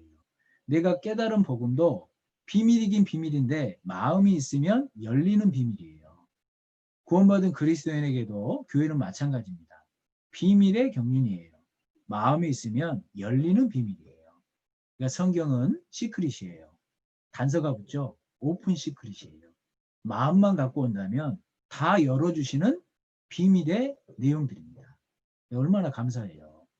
그러한 비밀을, 예? 형제자매님들 저 한번 봐보세요. 그러한 비밀을 우리만 알고 있는 거, 우리만 알고 있다, 우리만. 얼마나 놀라운 비밀이에요. 그래서 진짜 이러한 비밀을 말씀을 통해서 하나하나 알아가 보셔요. 예수님을 닮아가 보십시오. 그러면 내가 알고 있는 이 비밀이 얼마나 놀라운 건지 알 수 있어요. 그래서 우리 에베소서 말씀을 통해서 그러한 교회 안에서 말씀을 통해서 거룩함을 이루어간다. 하나됨을 이루어간다. 이렇게 얘기하시는 겁니다. 우리 에베소서 5장도 한번 가보죠. 에베소서 5장. 에베소서 5장 26절입니다. 에베소서 5장 26절. 제가 25절부터 읽어드릴게요. 25절부터 제가 읽겠습니다. 남편들아 아내 사랑하기를 그리스도께서 교회를 사랑하시고 위하여 자신을 주심같이 하라. 이는 곧 물로 씻어 말씀으로 깨끗하게 하사 거룩하게 하시고 자기 앞에 영광스러운 교회로 세우사 피나 주름 잡힌 것이나 이런 것들이 없이 거룩하고 흠이 없게 하려 하심이니라 그랬습니다. 그래서 하나님께서 예수 그리스도를 믿음으로 구원받는 사람들을 통해 교회를 지금도 지어가고 계시는 거예요. 그래서 에베소서 2장 말씀처럼 교회는 지어져 가느니라 그랬잖아요. 지금도 지어져 가고 있는 겁니다. 구원받는 한 사람 한 사람이 생기면서 교회는 계속 지어져 가는 거예요. 완성되면 교회는 들림을 받습니다. 그래서 어때요? 교회는 지금도 공사 중이에요. 뭐 중이라고요? 공사 중이라고. 그러니까 이해해야 돼요. 그쵸? 우리 이렇게 공사 현장을 지나가다가 공사 중입니다. 우회하십시오. 그러면 그 팻말 막 발로 차버려요? 화난다고? 안 그러잖아요. 아이고 공사 중이구나. 그래서 좀 더 참으면 편안한 길로 만들어 주겠지. 그러면서 이렇게 돌아가죠. 그죠? 그러니까 교회도 지금 공사 중이에요. 지어져 가느니라 그랬잖아요. 그러니까 내 마음에 안 드는 모습도 있을 거예요. 그렇지 않겠어요? 공사 중이라니까요. 그러니까 어때요? 이해해야 돼요. 나도 역시 지금 하나님을 닮아가는 모습 가운데 있잖아요. 나도 완전하다 얘기할 수 있어요? 얘기할 수 없잖아요. 그런 것처럼 내 옆에 있는 형제 자매님들도 지금 완성되어 가는 과정 가운데 있는 거예요. 그러니까 불완전한 모습이 있잖아요. 그러니까 이해해야 되잖아요. 그러니까 사랑으로 용납하려고 해야 되잖아요. 어떠한 흠이 보이면 그 흠을 서로 막 모여서 욕해야 돼요. 그 흠이 보이면 서로 판단해야 돼요. 그러면 안 돼요. 그러면 하나님께서 교회를 지어져 가고 있다는 걸 우리에게 알려주신 의미가 없잖아요.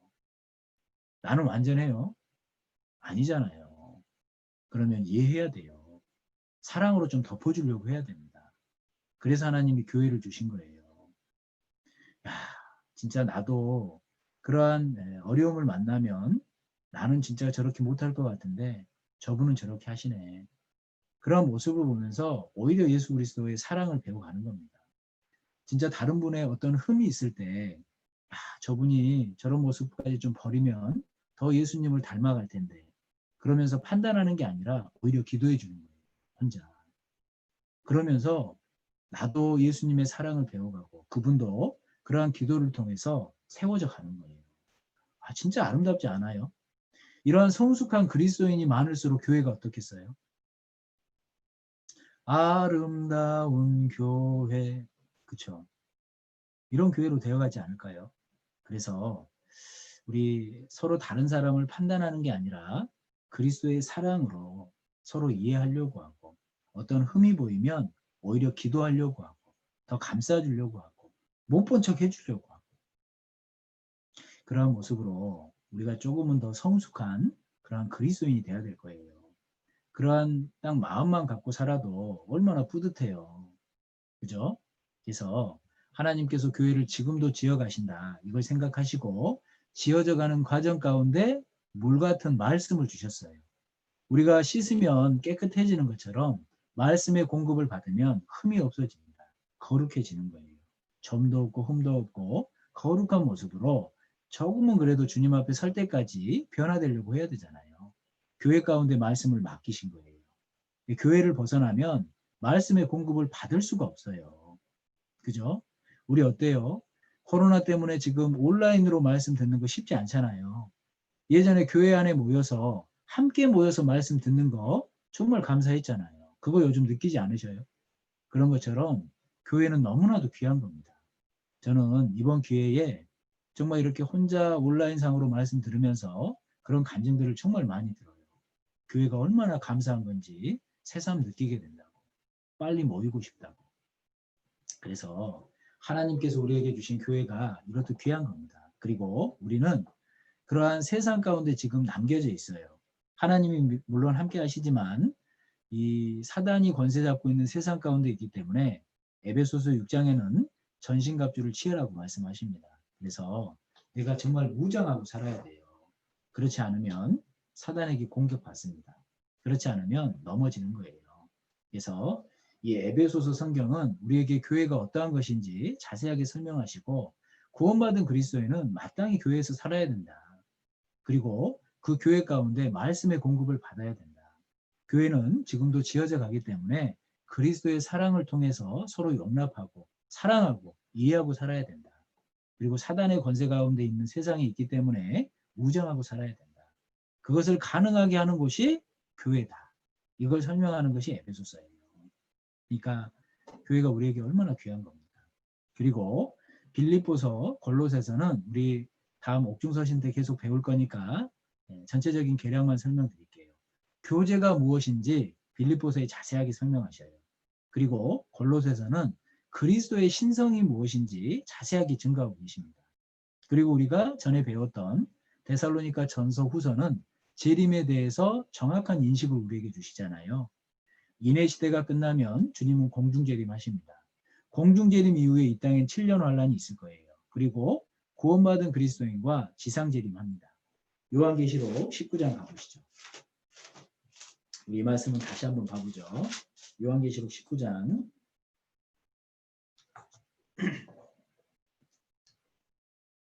19장 7절입니다. 7절 8절을 제가 읽어드릴게요. 우리가 즐거워하고 크게 기뻐하여 그에게 영광을 돌리세. 어린 양의 혼인계약이 끝났고 이르렀고 그 아내가 예비하였으니 그에게 허락하사 빛나고 깨끗한 세마포를 입게 하셨은즉 이 세마포는 성도들의 옳은 행실이로다 하더라 그랬잖아요. 그러니까 이제 우리 그 요한계시록 2장 3장에 보면 이 땅에 지상에 있는 교회 모습을 쭉 설명하다가 4장에 이 교회가 들려 올라가는 모습을 설명하십니다. 그러면서 4장부터는 4장 5장은 천상에 있는 교회를 설명하시잖아요. 그리고 6장부터 19장까지는 주님이 지상재림 하시기까지 7년 환란의 모습을 쭉 설명하고 계셔요. 그러면서 19장에 혼인잔치를 얘기하시잖아요. 주님이 공중재림하시면, 은혜 시대가 끝나고 공중재림하시면 그리스도인들은 들림을 받습니다. 7년 동안 이 땅의 7년 환란 가운데 천상에서 혼인잔치를 하는 거예요. 그리고 그 혼인잔치가 끝나면 주님이 백마 타시고 이 땅에 지상재림하실 때 우리 크리스찬들도 주님과 함께 이 땅에 내려온다 말씀하시는 겁니다. 우리 19장 11절 봐봐요. 11절 제가 읽어드릴게요. 또 내가 하늘이 열린 것을 보니, 이제 지상재림하시는 예수님입니다. 보라, 백마와 탐자가 있으니 그 이름은 충신과 진실이다. 그가 공의로 심판하며 싸우더라 그랬잖아요. 14절입니다. 14절 하늘에 있는 군대들이 희고 깨끗한 세마포를 입고 백마를 타고 그를 따르더라 그랬잖아요.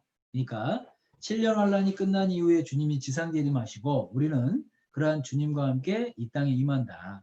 그래서 1000년 동안 왕노릇하는 거예요. 천년왕국에는요. 신령한 몸을 입고 1000년 동안 왕노릇하는데 그때에는 천상과 지상을 왔다 갔다 하는 모습으로 살 것 같아요. 성경을 보면. 생각만 해도 기가 막히죠. 그렇지 않아요?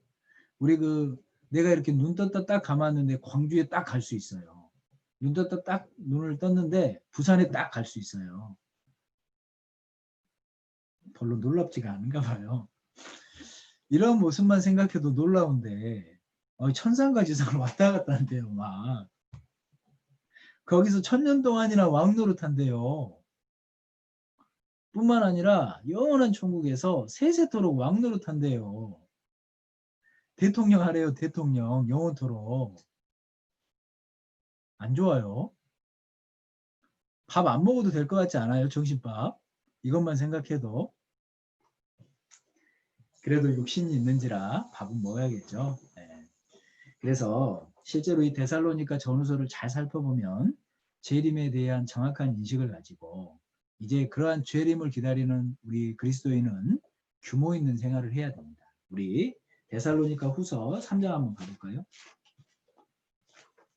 데살로니가 후서 3장입니다.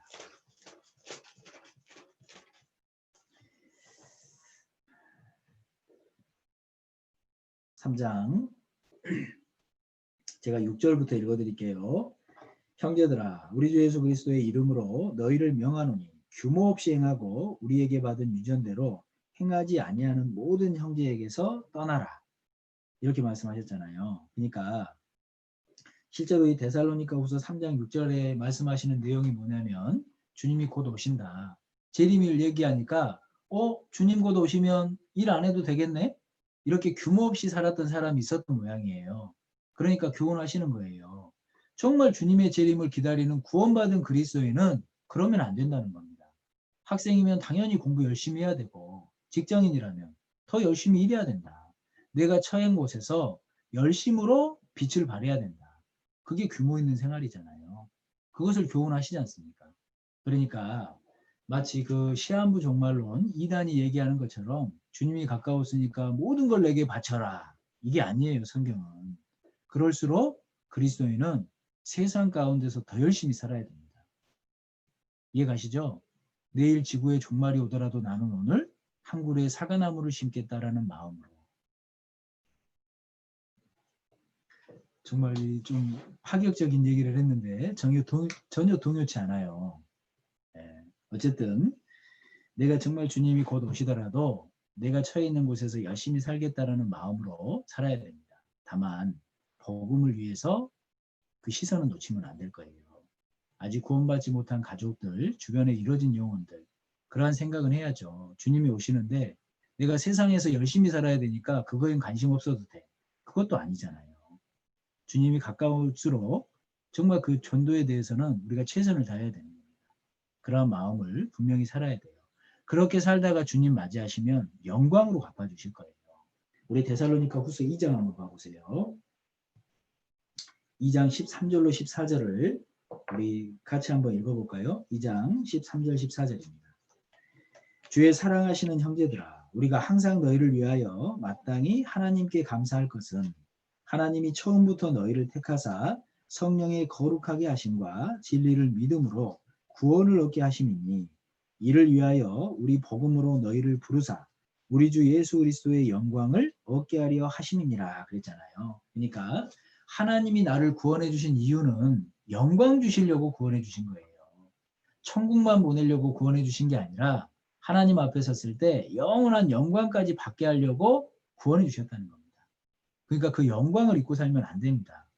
우리의 잠시 받는 환란에 경한 것이 영원한 중한 것을 우리에게 이루게 합니다. 우리의 돌아보는 것은 보이는 것이 아니요 보이지 않는 것이니 보이는 것은 잠깐이요 보이지 않는 것은 영원합니다. 그러니까 이 땅 가운데 살 때 보이지 않는 것을 위해서 살아야 돼요. 영광을 위해서 살아야 됩니다. 보이지 않는 것을 위해서 보이는 것을 포기하는 사람은 절대 바보가 아니다 그랬잖아요. 우리는 바보의 삶을 사는 게 아니에요. 영광을 위해서 손해보고 사는 삶, 그거 복된 삶이에요. 영광을 위해서 그리스도 안에서 사는 삶, 그거 복된 삶이에요. 잠시 잠깐 오면 하나님 앞에 서보세요. 진짜 복이 무엇이었는지 분명히 알 겁니다. 그러니까 조금이라도 더 주님께 드리려고 애써 보셔요. 그러니까 조금은 더 복음을 위해서 살려고 애를 써보세요. 그러면 절대 하나님 앞에 섰을 때 그 드린 것으로 인해서 좀 더 드리지 못한 것에 후회하지, 드렸다라고 후회하지는 않을 거예요. 그래서 우리가 이러한 말씀들을 통해서 정말 교훈을 받아봐야 됩니다. 구원부터 또 교회가 무엇인지, 또 그리스도인이 어떻게 살아야 되는지, 재림까지 서신서는 처음부터 끝까지 자세하게 설명하시잖아요. 그러니까 우리가 서신서에 익숙해지면 어떠한 신앙생활을 하면서 살 수 있을 것 같아요. 다른 것에 흔들릴 이유도 없습니다. 내가 그리스도인으로서 어떻게 살아야 될지 명확한 길을 제시해 주시는 거예요. 주님 오시는 날까지 어떻게 살아야 될지 다짐하게 하시는 것이 서신서예요. 그러니까 우리가 그렇게 서신서에 익숙해지지 않은 겁니다. 서신서가 익숙해지잖아요. 복음서가 풀려요. 신약이 익숙해지잖아요. 구약이 쉽게 읽혀요. 전체적으로 딱 그렇게 쉽게 읽히잖아요. 그럼 이렇게 돼요. 아시겠죠? 그래서 어찌하든지 성경에 더 익숙해지는 우리 형제자매님들이 되셨으면 좋겠습니다. 그러한 이유가 성령의 충만이고 은혜를 잊지 않으려고 하는 거예요. 우리 이 말씀만 찾아보고 오늘 마치시죠.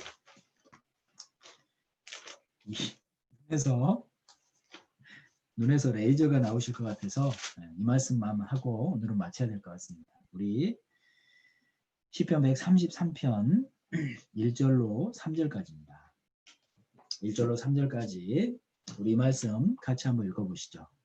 형제가 연합하여 동거함이 어찌 그리 선하고 아름다운고 머리에 있는 보배로운 기름이 수염 곧 아론의 수염에 흘러서 그 옷깃까지 내림 같고 헐몬에 있으리 시온의 산들의 내림 같도다. 거기서 여호와께서 복을 명하셨나니 곧 영생이로다 그랬잖아요. 형제가 연합하여 동거함이 어찌 그리 선하고 아름다운고 우리가 교회라는 이름으로 모입니다. 형제자매라는 귀한 이름을 갖고 모여요. 하나님은 그러한 모습을 아름답다 하시는 거예요. 그러니까 내가 교회 중심으로 사는 모습을 얼마나 하나님이 귀히 보시겠습니까? 2절에 보면 머리에 있는 보배로운 기름이 수염 곧 아론의 수염에 흘러서 그 옷깃까지 내림 같고 그랬잖아요. 성경의 기름은 성령을 얘기하셔요. 성령이 머리부터 발끝까지 철철 흘러 넘칩니다. 성령 충만이잖아요. 3절에 보면 헐몬에 있으리 시온의 산들의 내림 같도다 그랬잖아요. 우리 성경의 비, 이슬은 은혜를 얘기하시잖아요. 하나님의 은혜는 늘 축축하게 내리는 비예요. 그러니까 내 마음속에 이 은혜를 누리고 있는 사람은 마음이 부드러울 수밖에 없는 겁니다. 그런 마음이 부드러운 사람은 사랑이 있는 거예요. 그러한 사람을 통해서 하나 되는 거예요. 그러한 사람이 거룩하게 되는 겁니다. 성령 충만, 은혜를 늘 잊지 않고 사는 사람이 어때요? 귀한 사람이에요. 성숙한 그리스도인이에요. 그래서 그곳에서 명하는 곳이 뭡니까? 거기서 여호와께서 복을 명하셨나니 곧 영생이로다 그랬잖아요. 교회라는 이름으로 성령 충만한 사람이 또 은혜를 늘 잊지 않는 사람들이 모인 그곳에선 복음이 전해집니다. 거기서 명하는 것이 영생이에요. 그래서 우리가 정말 복음을 위해서 복음의 일꾼으로 살자 이렇게 늘 외치기 전에 어떠한 삶을 생각을 해야 돼요? 교회 중심의 삶, 성령 충만의 삶, 은혜를 잊지 않는 삶, 그곳에서 하나님은 명하셔요. 영생입니다. 그래서 우리의 모습이 단지 복음만 외치고 끝나는 게 아니라 먼저는 내 모습이 교회 중심의 삶, 성령 충만의 삶, 은혜의 삶을 살고 있는지 먼저는 생각해 봐야 돼요. 그러한 사람을 통해서 하나님은 복음을 확장시켜 갑니다.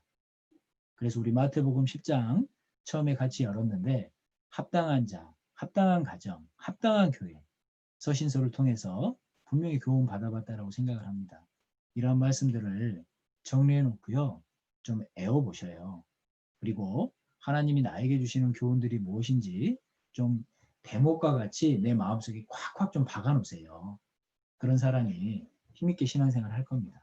그래서 우리 이제 말씀을 나누는 시간은 오늘까지로 끝났고 내일 조별교제 시간은요. 로마서를 좀 읽어보십시오. 로마서를 읽는데 1장부터 8장까지 1장부터 8장까지를 좀 중심해서 읽으면서요. 오늘 1장부터 8장까지 설명을 드렸잖아요. 성경 강연의 1일차부터 7일차까지다라고 설명을 드렸는데 내일은요. 그 1장부터 8장까지 중심으로 자세히 읽으면서 왜 성경 강연회인지 좀 익숙해지셨으면 좋겠습니다. 그래서 그러한 말씀들을 좀 정리를 해서 혼자 다닐 때도 생각을 해보고 그러면 어때요? 성경 강연회를요. 하루에 한 번씩 할 수 있어요. 그쵸? 성경 강연회를 하루에 한 번씩 듣고 생각하는 사람이 어떻게 살까요? 기쁨에 넘쳐 살 거예요. 정말로 미쳤다는 소리 들을 수도 있을걸요. 사도 바울이 그렇게 미쳤다는 소리 들었잖아요. 우리가 적어도 이 땅에 살면서 주님으로 인해서 미쳤다는 소리는 한 번쯤은 듣고 주님 앞에 서야 되지 않아요? 진짜 미쳐서 미친 거 말고요. 주님으로 인해서 미친 거예요. 진짜 그렇게 한번 살아보셔요. 그래서 우리 내일 조별교제 시간에는요. 로마서 1장부터 8장 중심으로 왜 성경 강의라고 하는지 좀 어려우면 성경 아카데미에 그 프린트물 있어요. 그거를 좀 참고하셔서 자세히 좀 살펴보시고 우리 1장부터 8장까지 성경 강연의 내용을 내 마음속에 꽉 심어버리세요. 아시겠죠? 그렇게 내일 조별교제 시간을 좀 활용하시면 좋겠습니다. 그리고 개인적으로 계속 제가 숙제 내드린 거 반복해서 알려드리는데 왜 반복해서 알려드리겠어요? 해보라고요. 그죠? 우리 구글어스로 1차부터 로마인까지 꼭 찍어보기로 했죠? 2월 9일까지 찍어보세요. 제가 제출하라고는 안 할 테니까요. 나의 신앙을 위해서 찍어보세요. 꼭 그렇게 찍어보시면 좋을 것 같고 두 번째로 고린도전서 13장 외우기로 했죠. 그죠? 무엇보다 가장 큰 은사를 사모하라 그러시면서 사랑을 말씀하셨습니다. 고린도전서 13장 꼭 외우셔요. 발표는 누가 하죠? 발표는 제가 하겠습니다. 그러니까 부담 갖지 말고 꼭 외우십시오. 그렇게 하시면 좋을 것 같습니다. 그래서 우리 다음 주, 다다음 주는 사무엘학교 대전도 집회 때문에 따로 이 오전 공부 시간은 없지만 이 사무엘학교 시간에 진짜 더 참여함으로 오히려 성경에 더 익숙해지시고 대전도 집회에 복음을 전할 뿐 아니라 정말 내 믿음을 더욱 견고히 하는 그러한 시간이라고 생각하시고요. 또 어떠한 마음으로 참여하실 거냐면 우리가 지금 비록 온라인이지만 선교 여행 중이잖아요. 그렇죠? 선교 여행을 가면 집회를 해요. 그렇죠? 선교 여행 놀러 가는 게 아니라 집회하러 가는 거잖아요. 복음 전하러. 선교 여행 중에 지금 대전도 집회를 하는 거다. 그러한 마음으로 좀 참여해 보시면 좋겠습니다. 그래서 우리가 그런 모든 시간을 유익한 삶으로 좀 채울 수 있었으면 좋겠어요. 네. 오늘 고생하셨고요. 2주 후에 뵙겠습니다. 사실 마음에 가장 편한 사람은 저예요. 꼭 2주간 휴가 받은 것 같아요. 감사하고 저도 같이 더 공부하고 이렇게 준비해 오겠습니다. 우리 대집회까지 끝나고 또 옥중서신으로 같이 공부해 나갔으면 좋겠습니다. 우리 기도하고 마치도록 하겠습니다. 기도드리겠습니다. 사랑과 은혜가 많으신 고마우신 우리 아버지 하나님 참으로 감사합니다. 연약하고 부족한 저희들에게 하나님의 말씀을 계속 공급해 주심으로 마땅히 어떠한 삶을 살아야 할지 붙들어 주심을 감사합니다. 여기 계신 우리 형제 자매님들 주님의 말씀의 못으로 그 마음속에 깊이 심어 주셔서 어찌하든지 흔들리지 않고 복음을 위한 귀한 일꾼들이 될 수 있도록 도와주시옵소서. 자로나 우로나 치우치지 않고 우리 하나님 정하신 그 정로의 길을 때로는 힘들고 숨이 찰지라도 끝까지 걸어갈 수 있도록 도와주시옵소서. 오늘 또 함께 해주신 모든 시종 감사드리며 저희를 사랑하시는 우리 주 예수님의 이름으로 감사하며 기도드렸습니다. 아멘. 네. 수고하셨고요. 우리 한 가지만 더 부탁드릴 게 우리 그 3차 여행 이후에 이제 예루살렘에 결박되는 것까지 배웠잖아요. 그죠? 사도행전 예루살렘에서 결박돼서 그 로마까지 가서 가는 과정들 28장까지 그것도 한번 읽어보시면 좋겠습니다. 2월 9일까지요. 그리고 오시면 좋을 것 같아요. 수고하셨습니다. 식사 맛있게 하십시오. 전도사님, 혹시 죄송한데 영상 하나만 찍어도 아, 괜찮겠습니까? 예, 알겠습니다. 예. 죄송합니다. 그 하나부 분들은 나가주셔도 될 것 같습니다. 섭섭하시겠는데요.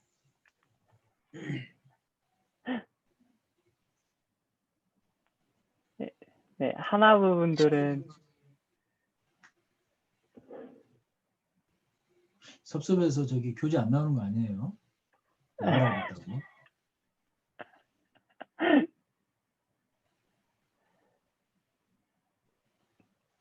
네,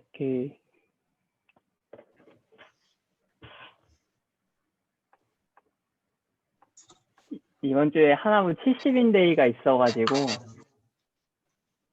그 관련해서 영상 하나만 좀 부탁드리도록 하겠습니다.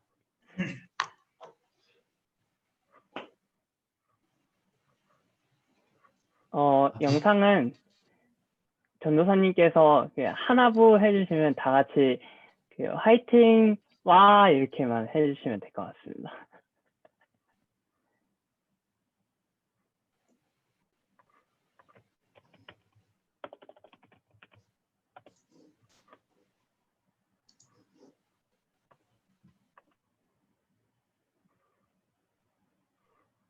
해요? 네네네. 아, 감사합니다. 제가 하나부 이러라고요? 네네네. 그럼 다 같이 음소거 해제하고 화이팅 와 이렇게 해주시면 될 것 같습니다. 자, 그러면 음소거 해제하시고요. 네. 준비되셨으면 우리 사랑하는 하나부 형제 자매님들 화이팅! 화이팅! 화이팅!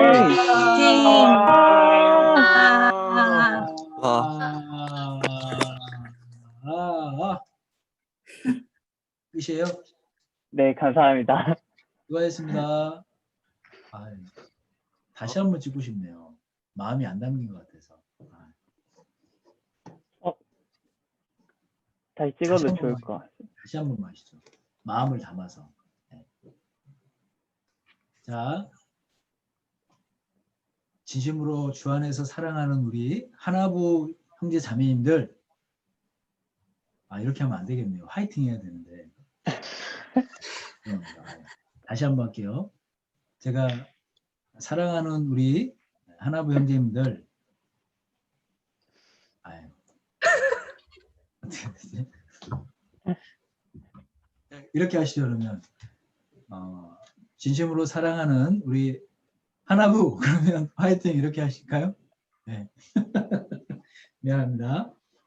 시장하실 텐데. 자, 우리 사랑하는 죄송해요. 다시 한 번만. 진심으로 사랑하는 주 안에서 사랑하는 우리 하나부. 자, 하도록 하겠습니다. 자, 우리 진심으로 주 안에서 사랑하는 우리 하나부 화이팅! 화이팅!